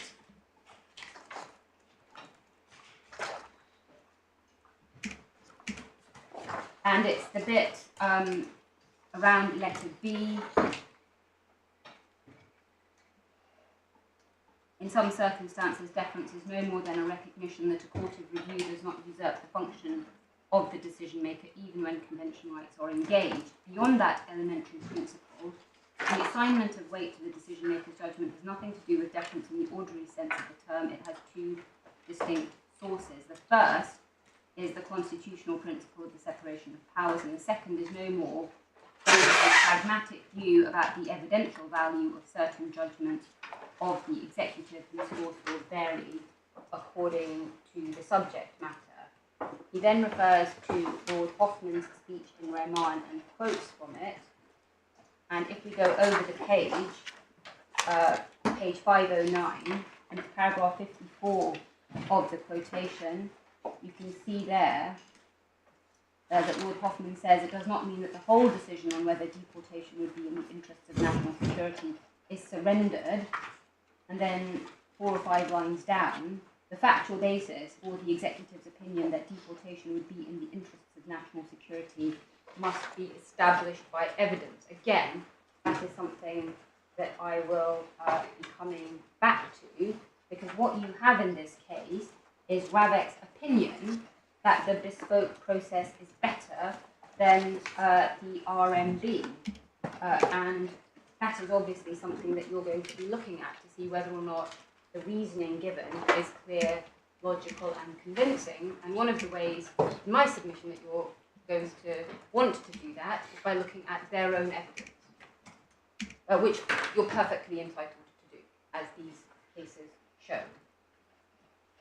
And then just one more quotation from Lord Hoffman, which is on the evidential issue, and it is also, I think, at paragraph 24. I've just lost my note, just give me one moment.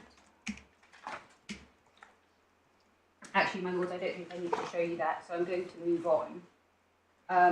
And I want to just end the legal section with this. The fact-sensitive approach that we've seen in a number of these cases is consistent with the approach regularly taken by courts when they have looked at the facts and they have rejected attempts by the government to invoke some absolutist deference principle in contexts where the court is the ultimate arbiter. And there are 2 examples in the bundle, which I may come back to in reply, but I just invite you to note them for now. The first one is Rwanda in the Supreme Court, and that's Authorities Bundle 2, tab 27, page 999. And the question in that case, as my lords may recall, was whether there was a real risk of reform on, which was a matter, just like whether there's a good reason to depart from a policy, for the court to assess. And I just invite you to note paras 51 to 52 of the Supreme Court's judgment, which is page 1019. In essence, the court was required to make its own assessment, attaching appropriate weight to the government's view, and then also paras 55, 6 and 7. And then the other illustration you have is the Attorney General and BBC case, which is Authorities 2, tab 25, page 969, and it's paragraph 29 that's relevant there. As I say, I may come back to those in reply, but they make the point. Sorry, can you give me that reference again? AG and BBC, it's paragraph 29, it's Authorities 2, tab 25, page 969. So they make the point that is already made by Carlyle about the extent of the weight or deference that may be appropriate, and not to assume that it has the sort of general application that the government often claims that it does have. My lords, on the respondent's notice, I've already addressed the case law at some length, but can I just make 3 short concluding submissions on it? First of all, Munjaz is obviously binding on this court, and we say that it makes it very clear that the test is not Wednesbury rationality. The second point is that the respondent has not identified a single authority which supports its position, and the judge noted that in the judgment at para 157, and I've already addressed their purported reliance on Bacon, which they're misreading. And then the third and final point is, as I have said throughout showing you the cases, that the invocation of constitutional principle and concerns about democratic accountability in particular are not engaged here. The respondent's position appears to be that whenever there's a discretion, and if convention rights are not engaged directly, then you're in the territory of rationality because of the principles of democratic accountability and institutional expertise. And they say in their skeleton at para 15, and I quote, "Any other approach would require the court to substitute its own judgment on the merits for that of the constitutionally accountable and institutionally competent decision maker." And we say that's a very, very far-reaching submission, and one that sits uncomfortably with the fact that there are many contexts where this court will be required to consider whether the executive has satisfied a particular standard on a more hard-edged basis than rationality. Obviously, good reason is one, legitimate expectation is another. That doesn't mean, as I have now said a few times, that consideration and appropriate respect won't be given to the expertise of the decision maker.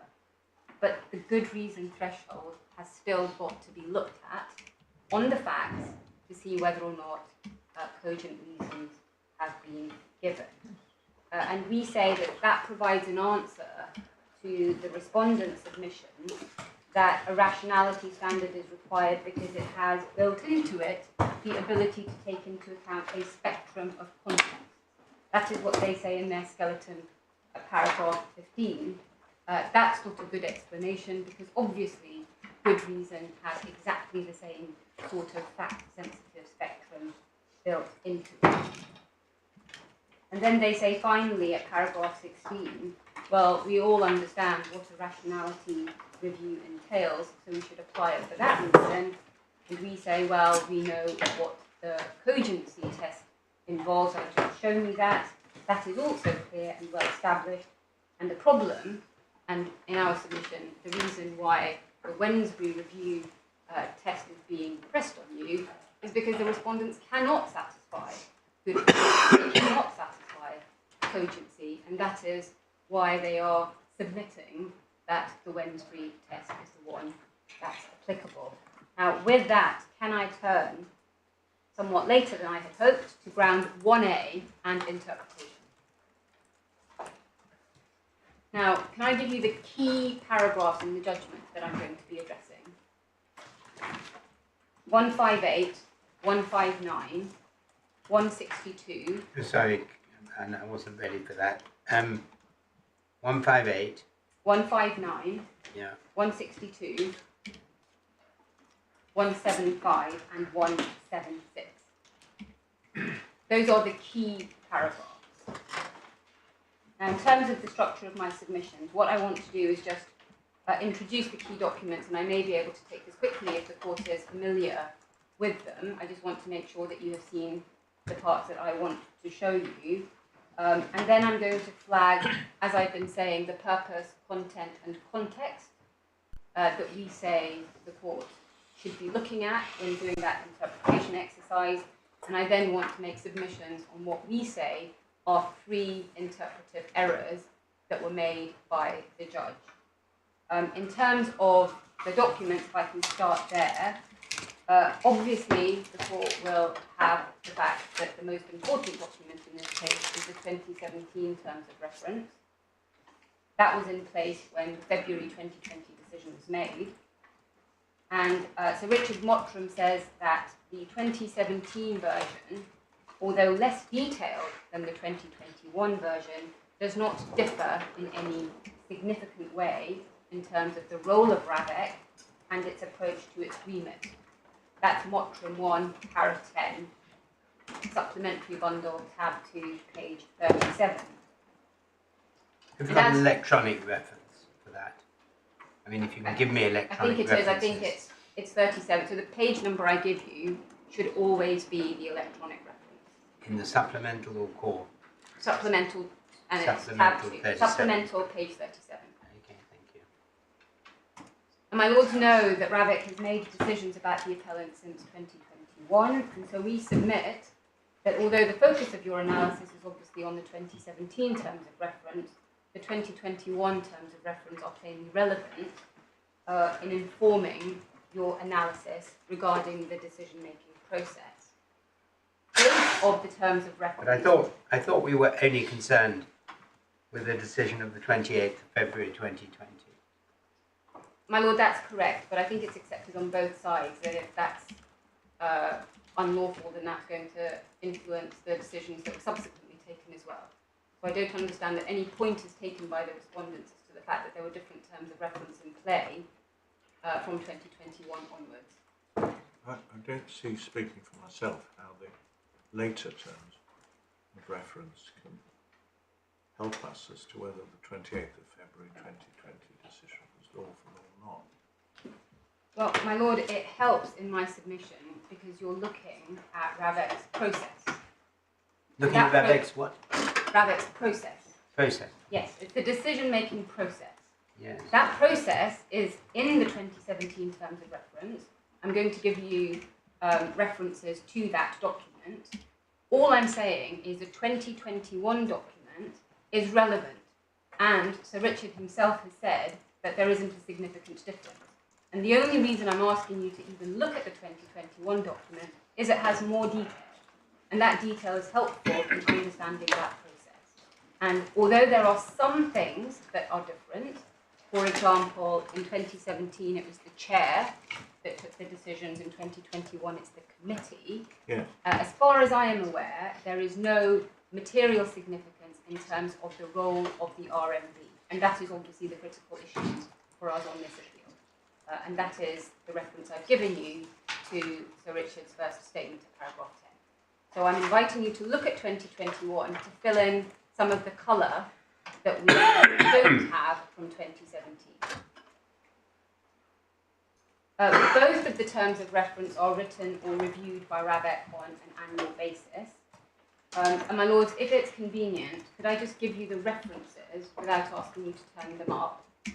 And if it's convenient, I will give them, first of all, to the 2017 terms of reference and then to 2021, just so you know the order. So that's paragraph 24 of 2017 and paragraph 45 of 2021. So those are the two terms of reference documents. There is also a document which is being referred to as the EC, or the evaluation criteria. That is also a 2021 document. The judge said that caution is needed in using this to determine if the 2020 decision is unlawful. That's in the judgment at para 163. But again, there has been no suggestion from RAVEC that the EC contain any different approach vis-à-vis the matters with which this claim is concerned, namely the role and significance of the RMB and of the RMB's assessment in RAVEC's decision-making process. Now, those EC documents, as I will call them, they are required by and referred to in the 2021 terms of reference. And you'll see that in para 6, bullet point 7. So the document, the EC, it's part of RAVEC's policy framework, and Mr. Hipgrave has said that the EC is intended to ensure decisions are taken in a consistent and transparent manner, and that RAVEC has employed it. That is the EC. So again, anticipating what my Lord may ask me in terms of its relevance, it has the same role in my submission, which is to provide some colour for when you're looking at RAVEC's process in 2017, certainly, because that is the relevant document for the 2020 decision. But as I say, I do not understand it to be said that the RMB's role or the role of its assessment changed between 2020 and 2021. And if that is a point taken against me, then I will reply to it. I am not aware of that being a point. Now, the court may have seen that when this claim started in 2021, the only terms of reference that the appellant was aware of is the one from 2008. I just want to make sure that you've seen that. It is in the bundle, supplementary 10, page 167. Very short. It's very short. Precisely so, my lord. And that is significant. One sees the evolution of the document in the intervening almost decade. And we know why the document evolved, because we know that there were two reports that were produced for RAVEC, the Tesh Review and a report by the College of Policing, and we see the significance of their input into the terms of reference. Why does that matter? It matters because it shows that this is not a merely advisory document. It is far greater significance than that, because you can see that RAVEC itself was, in my submission, taking on board the views of undoubtedly experts to inform what it was doing. And we will say in due course that that is similar to the consultation that you saw in Munjaz, which led to the vote. The consideration of the content in a careful way.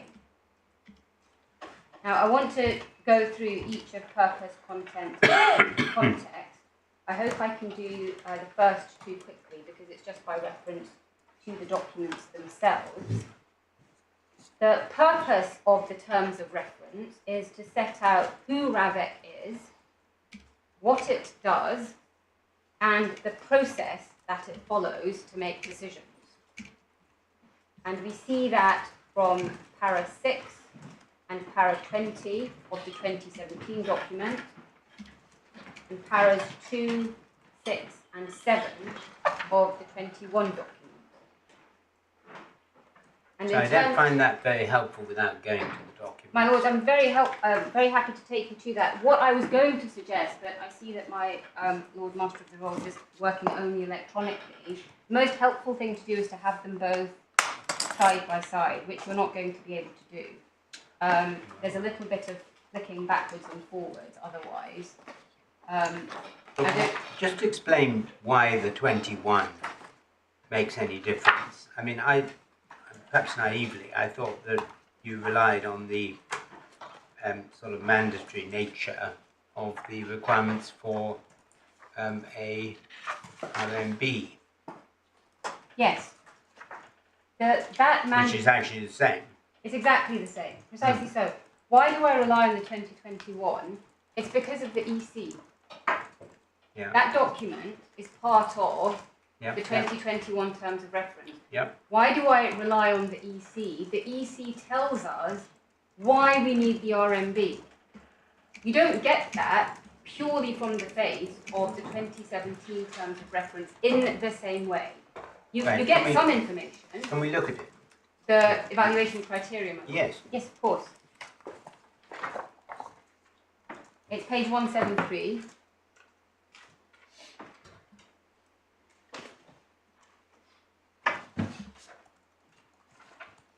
Which paragraph?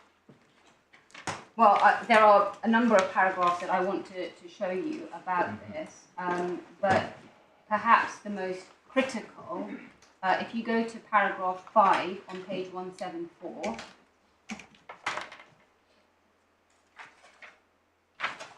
the 2016 TESH review is currently the key document underpinning the principle that RAVEC should make decisions based on an evaluation of the risk analysis conducted by the RMB. TESH differentiates between analysis and evaluation in the following way. And you can see there's a quotation from paragraph 16 of the TESH review. And what John Tesh said is that the best risk management processes encompass but make clear a distinction between, and then you'll see that there are two things. So first of all, you have risk analysis, and the next paragraph you have risk evaluation. Now, risk analysis is described as an objective, dispassionate inventory of what the risks are, including what would have to be reckoned with in terms of the impact and what the associated likelihood is. Now, pausing there, that's what the RMB does.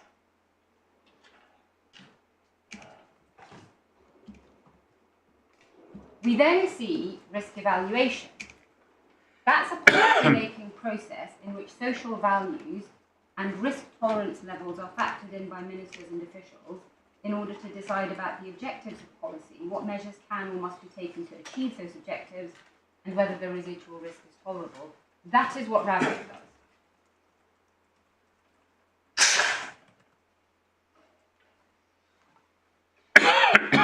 Yeah. And then if you, since we're in this, perhaps I should just show you a few more of the passages. You can see in paragraph 8, well, standing back, I should say, what they're doing in 6, 7 and 8 is explaining, essentially, that they need to develop the risk evaluation framework.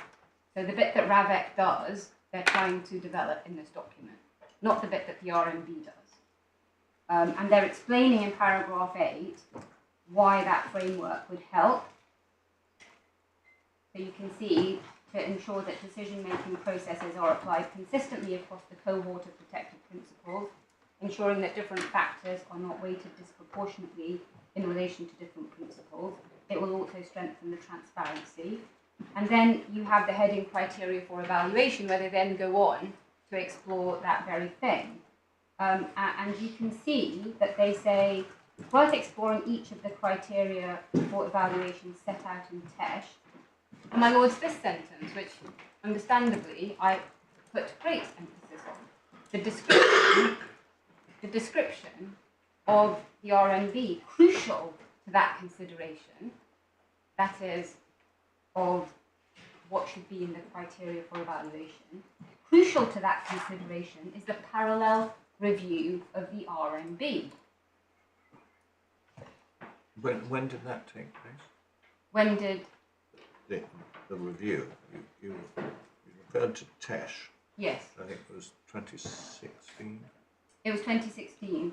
I don't believe that we know the date of the RMB review. You can see that it's described in some more detail later on in that paragraph. I'm obviously not going to continue reading out. What I was puzzled by is paragraph 8, which says developing such a framework, obviously in the future, should also help assure committee members that decision-making processes are applied consistently, etc. Yes. So, this is all forward-looking, is it not? Yes, it is, as far as risk evaluation is concerned. Yeah. But we're not. But my lords, I'm not troubled by that because I'm not asking you to look at how RAVEC itself has evaluated the protective security. That is not part of my challenge. My challenge is the process that RAVEC followed before that. Because what you see in the terms of reference is that RAVEC's risk evaluation has got to be based on the RMB's risk analysis. It's got to be based on it. They're not done side by side. One is not done as an advisory. Oh, well, if you want to ask the RMB, then by all means do. No, it is a principle, that's how they describe it themselves, that came from the Tesh review. And that's why when the judge criticised my referring to the words in the document, the will, we'll see that in the key tasks, the executive committee will, and then refer to getting the report from the RMB. It's not just a fixation on the language, it's because we have a rationale. And the rationale is not just that the RMB is a distinct body with distinct expertise, but it's doing something different. And that's why I say this document matters, because it supplies us with the rationale. It analyses and supplies detail as to the risk in broad terms. So without them, you don't know what the level and nature and a lot of other things about the risk. Correct? Yes, the objective, dispassionate inventory. What I think will be said against you is that the decision RAVEC was making in this case was what was the consequence of the claimant stepping back from royal duties and going to live primarily abroad, as regards further protection being provided by Her Majesty's government for him when he came to England. And that is not affected, on one analysis, I think it's said, by the absolute level of risk or the nature of the risk. Because what they say, as I understand it, is there was put in place a process that whenever he announced his intention to come to the UK, some evaluation would be made of what for and where and why and how, and then risk might be relevant, but this was a decision as to the principle of whether, and I'm going to use the wrong language, but blanket security should be provided when he was overseas under the RAVEC process. Yes, and therefore it said, well, we're confusing apples and pears. The level of the risk is obviously critical when you come to consider what kind of security you're going to provide and the type of risk and so on. But this wasn't the question they were deciding. They were simply deciding whether he was within their cohort, and that's something for them. It's not for them, right? In my submission. The terms of reference, and we slightly digressed away from the structure that I was following, but the terms of reference, the reason why it's so important to look at them is they identify who is in the cohort. And can I just say, the word cohort is really apt to mislead. It's apt to mislead, but I won't use it again. Well, I say that, my lord, because if you look at the submissions and the evidence, it is used a lot. But it is not always clear what it means by the person who's using it. So I'm going to try and be more precise and not use that word. What do you prefer?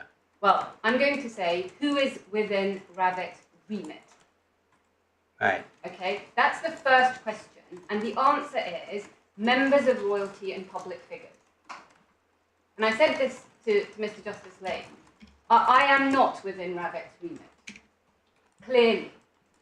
It's got to be someone who comes within that description. And we have evidence, and I will take you to it in the closed session, about what that means. So that's how you get... That's not about you. It's not controversial to say that the claimant is within the remit of RAVEC, is it? Well, It shouldn't even when be. stepping back from royal duty. Well, precisely so. That's my point, my lord. Well, they say that it's within their remit because they say they're going to consider what they should do whenever Absolutely. he comes to the UK. Exactly. This is not a case where the appellant has been knocking on their door saying, "Let me in." They have let him in.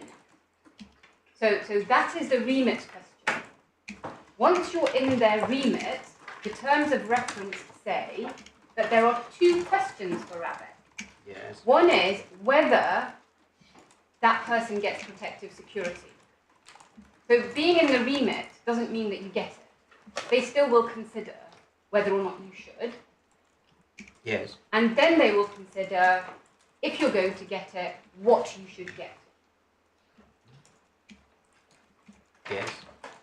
So all of that has got to be considered. Now, going back to my lord's point about the point that will be taken against me, so Richard's evidence is that when there was the change of role from full-time working member to not being a full-time working member, Yes.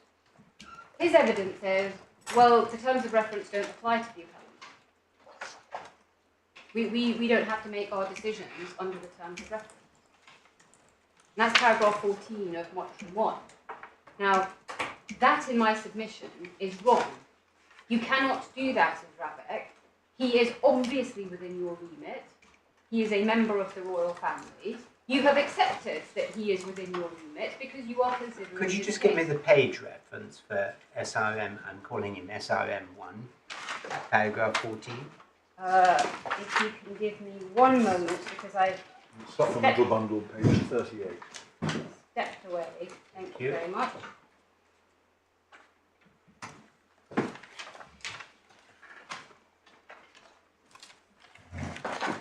This is a non-confidential paragraph, is it? Yeah. Yes, it is, and it is.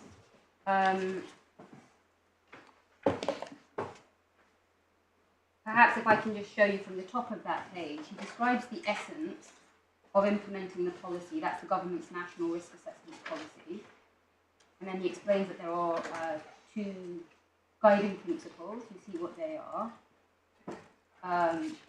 Sorry, I'm not seeing two guiding principles. So Paragraph.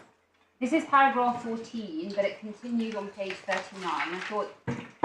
Sorry, I'm in the wrong place. I was confusing pages for paragraph.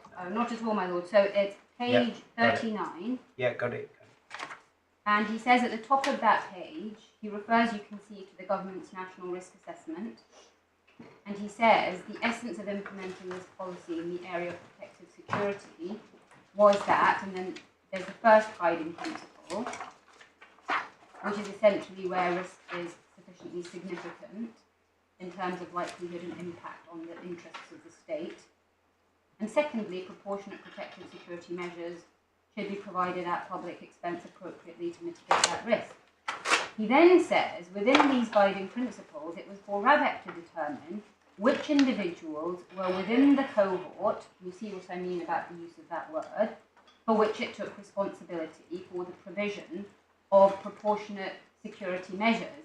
And this cohort changed over time as the roles of individuals changed and as security threats evolved. Just Within that sentence, cohort means the people who satisfy 1 and 2. Exactly. Yes. Exactly. Right. But sometimes it's not used in that way. No, well, it is here. Yes, and this is part of the problem. But anyway, moving on. Yeah. He says, it follows that RAVEC did not produce nor was governed by a form of overarching guiding policy document which sets out who is to form the cohort and in what circumstances. There was no such document. Now, I accept that, of course. Yeah. What that means is when RAVEC's considering the whether and the what, the evaluation bit that we saw, there isn't something which explains in detail how it's going to do that. We have the guidance in the evaluation criteria, but we don't have a document setting it out chapter and verse. Right. And then he goes on. I and the members of RAVEC followed the guiding principles as set out above and reached decisions in individual cases in a flexible and context-sensitive manner accordingly, including by reference to how potentially analogous cases had been handled in the past.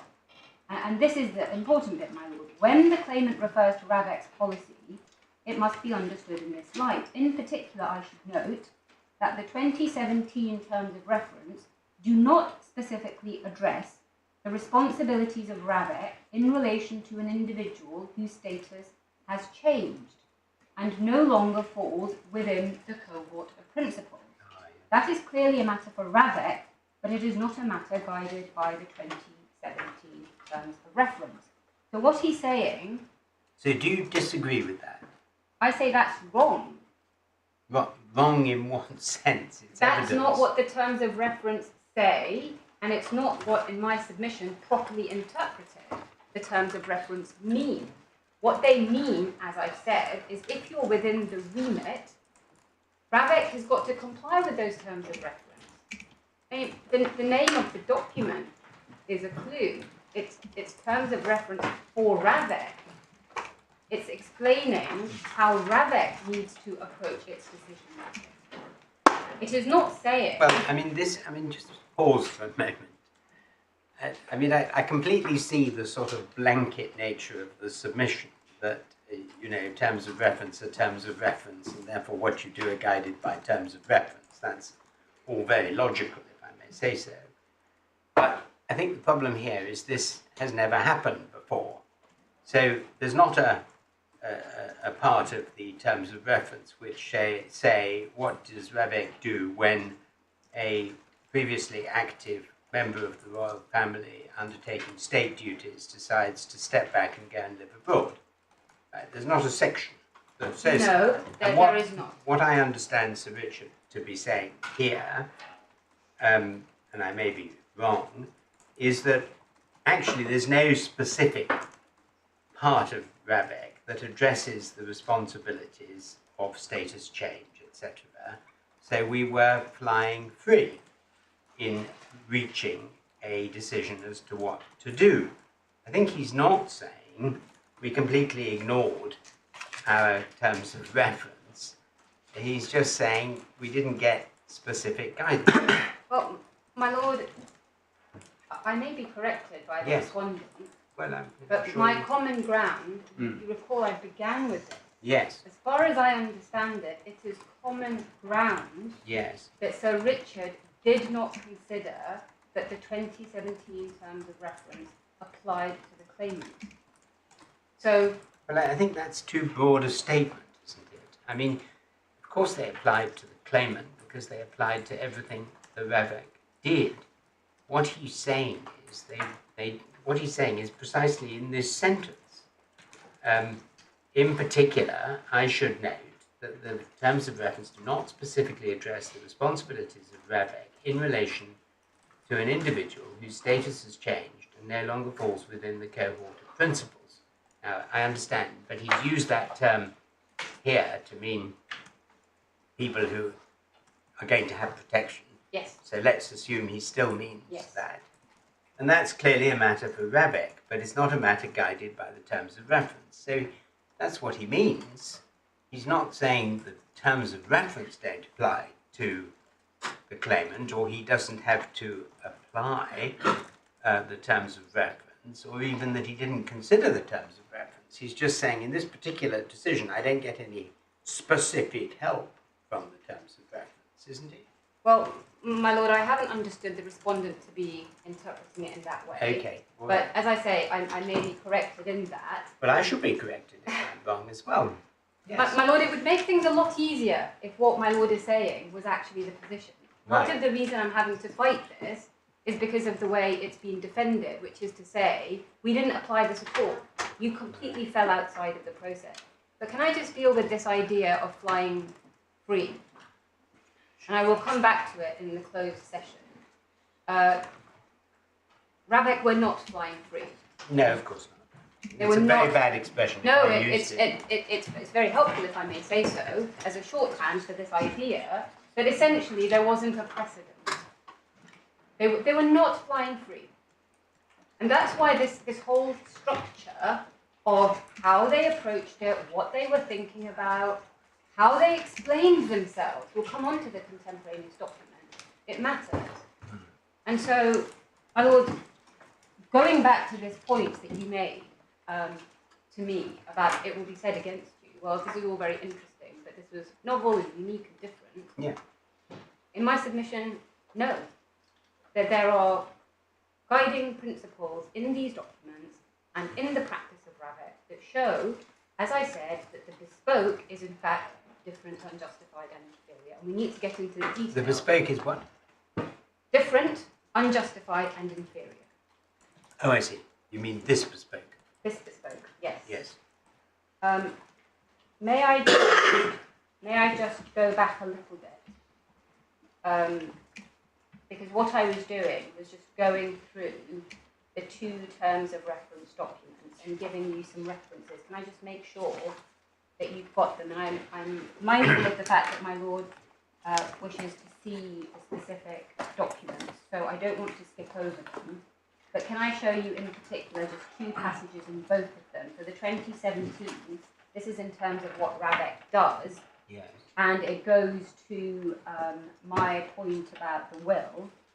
So this is paragraph 20, and it's the third bullet point. So it is page 171. Yes. So that's in terms of what RAVEC does. Executive Committee will evaluate the risk analysis conducted by the RMV in order to, and then you get the who and the what. And the same provision is in the 2021 terms of reference. It's page 178.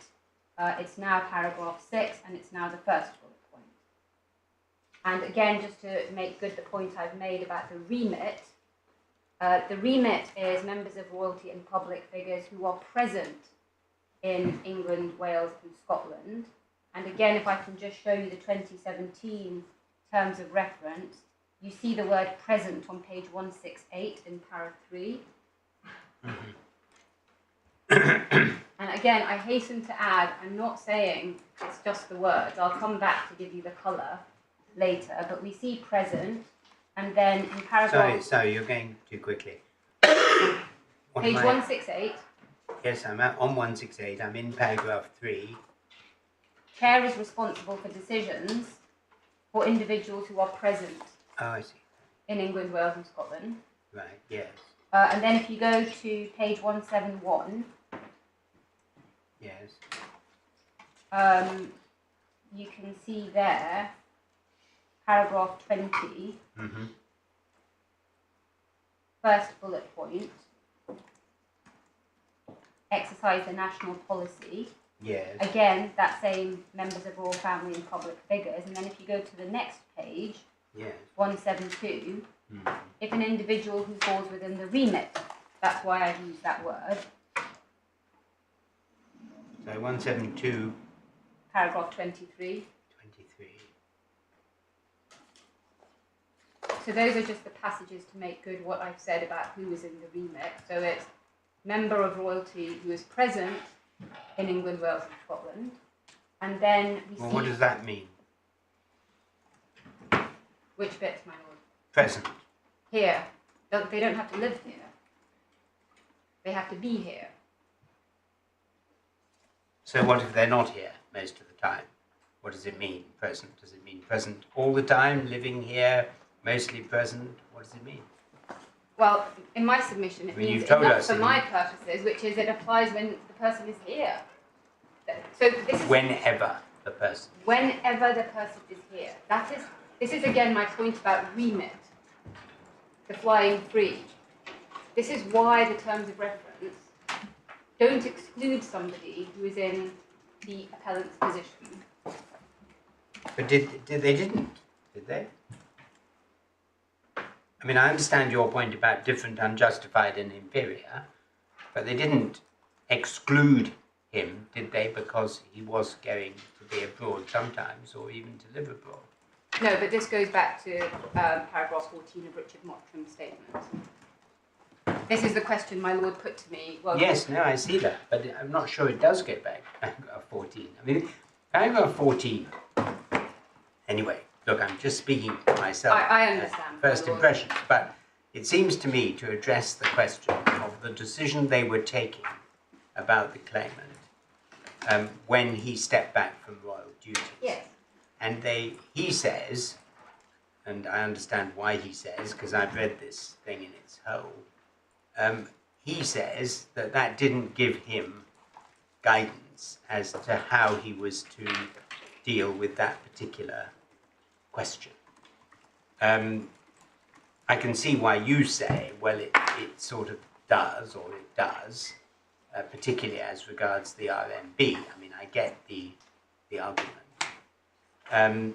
But I think you may be overinterpreting his paragraph 14 if you say that it says he just figuratively threw the terms of reference away and didn't consider them, because the terms of reference are the whole thing. They're the only thing they've got to go by. Yes. He said, but just for this particular question, I didn't have much help from it. Yes, and I may go back to the grounds of resistance to show you how the respondent has put it, because as I say, Yes. they have, as I understand it, put it in far more extreme terms, which Right. is we didn't operate under the terms of reference for you, and it's linked to why they didn't do the RMB, because they say we didn't have to because we weren't operating under that. They obviously go on and have an explanation as well, but one of the defences is this just doesn't apply to you, this whole system just doesn't apply to you because you're not in the cohort, as they put it. Can I just show you the passages in 2021 now, which start at 177? Well, just before we do that, can we go back to 2017 paragraph 3, which we just showed us? Individuals who are present in England, Wales and Scotland. Yes. It seems to me, looking at that as written in 2017, nobody was thinking about the possibility that an individual clearly within, I'm calling it cohort, but clearly within the remit, might go and live abroad. This covers individuals who are present in England, Wales and Scotland, special arrangements for Northern Ireland, and decisions on protective security for any overseas travel from the UK. Yes. There's something called the Royal and Ministerial Visits Committee. Yes. But there's nothing there about somebody within RAVEC protection who goes to live abroad. Which is why, my lords, I'm going to address you in the closed session Yeah. about why I'm not saying, just look at this, don't look at anything else. I'm saying, look at this, and then let's look at everything else that goes around it. Because when you have all of that context, this means what it says. It means it's somebody who is present. And so I entirely take your point that looked at in a vacuum, that would not support the interpretation that I'm pressing on you. I'm not asking you to look at it in a vacuum. And I will come back to that word later. All right, thank you. Going back to 2021, and this is just on that remit point, we see it again, the phrase royalty in public figures in paragraph 1. This is page 177. It's in paragraph 2 as well, and then it's in paragraph 6, in the second bullet point.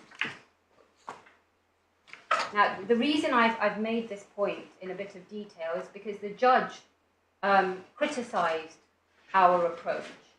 He said that if my construction of the terms of reference was right, then everybody present in England would be entitled to an RMB. That's how he put it, and that is in paragraph 168. And as I submitted before him, the remit point is the answer to why the construction of this document does not mean that everybody can knock on RAVEC's door and say, Well, an RMB. I mean, he may have been going too far. I think the point is the same if he was saying every public figure, because where do you stop with public figures? I mean, Well, this everybody's a public figure in one sense. So, Well, you know. My lord, we have But even evidence. if that's not true, That's not, we there have are evidence. there are thousands of people who might be. They might be, but the reason that that isn't a good, I would say, answer to the remit point is we have some explanation of what public figures are in Mr. Hipgrave's statement. Right. Okay. But that is besides the point, because nobody could dispute that the appellant is a member of royalty and therefore in the remit. No, nobody disputes that. The purpose of RAVEC's policy objectives, just so that the court has those, are in paragraph 10 of the evaluation criteria document, which we were looking at earlier, but we didn't look at paragraph 10. Could I just invite you to make sure that you've seen that? It's page 175. Yeah. Objectives. The objectives of the policy, and this goes partly to context for when you're looking at how to interpret not just the documents and how they apply to them, but also when we come to good reason. So, responsibility of the Home Office to advise the committee of any relevant developments in these objectives, considered that they will likely remain stable, must be done openly and transparently so that the committee always has a clear, predetermined policy framework. And this goes back to my Munjas point. We're not in the territory of merely advisory, because RAVEC itself is saying here that what it's trying to do is have clear, predetermined policy frameworks, i.e. something that has to be applied. And it then goes on to explain, again, my lord, critically in my submission, that in practice, and this is after having obtained an RMB assessment, RAVEC should then simply have to test the recommendations of the RMB to ensure that they meet the committee's agreed objectives. So again, this isn't something that is a discretionary, voluntary phase that RAVEC can choose to do or not do. We get very clearly from this document in particular that the role that this has. So, can I then, if you just give me a moment, I'm seeing whether or not in the question and answers I've covered some of this ground. Well, sorry, when my only friend is getting out of place, can I just invite you to read the earlier part of that paragraph as well, its emphasis on flexibility?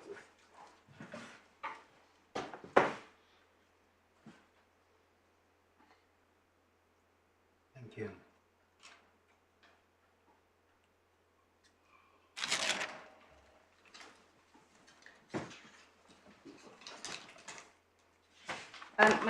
My lords, I think that's enough on purpose. Content, I think we've also covered. I've given you the references, I think, in both documents to the significance of the risk analysis done by the RMB. Can I just show you Annex A? Because I don't think we've looked at that. That is Annex A to the 2021 Terms of Reference, and it's at page 185. This addresses the process of RAVEC decision-making outside the regular meeting cycle. And I want to show you this just so you can see paragraph 1, which is that, again, the starting point, even for these ad hoc meetings, is to have an RMB risk analysis. Yes.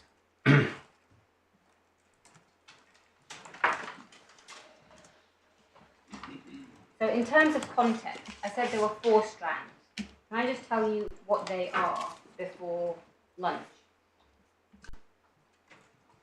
The 4 strands are, first of all, the subject matter of the decision-making process. The second is the composition, role, and expertise of RAVEC. Sorry, say that again. Composition, role, and expertise of RAVEC. And the composition, role, and expertise of the RMB.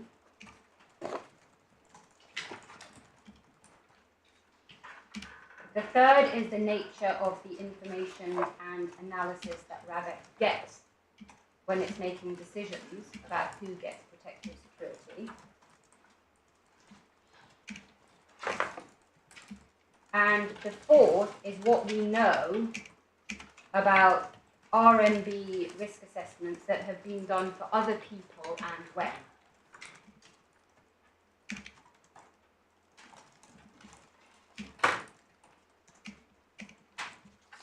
So those are the 4 strands, and if I may, I'll come back to those and then deal with the errors in judgment before going on to good reason. My Lord, I've been given a note, which is that my instructing solicitors have raised a concern that it might be difficult for those in the room to follow the references to the evidence.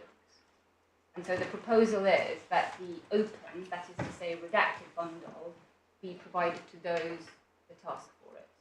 And I'm told that they can liaise with the respondent solicitors, GLD, to see if that is possible. Well, is that agreed? I mean, I'm not going to have arguments in open court about things that have not been discussed between the council. My Lord, there is an open, that is to say... I understand that the documents are not... Yes. I understand that the documents are not confidential within the confidentiality ring, but I would want to know that you have discussed with your opposite number. No, well, why don't you discuss it over lunch, and if it's agreed, of course, it's agreed, fine. But if not agreed, then we'll have to find a way of dealing with it, but not so as to disrupt the valuable time in this hearing for the argument we're hearing. How are you doing time-wise? I am behind where I should be. And how are you going? Maybe you better discuss that with your... I'm going to discuss that with Sir James and try and persuade him to give me some of this. Very good. Well, we will look forward to the outcome and see you all at 2 o'clock. Thank you. All right. Thank you.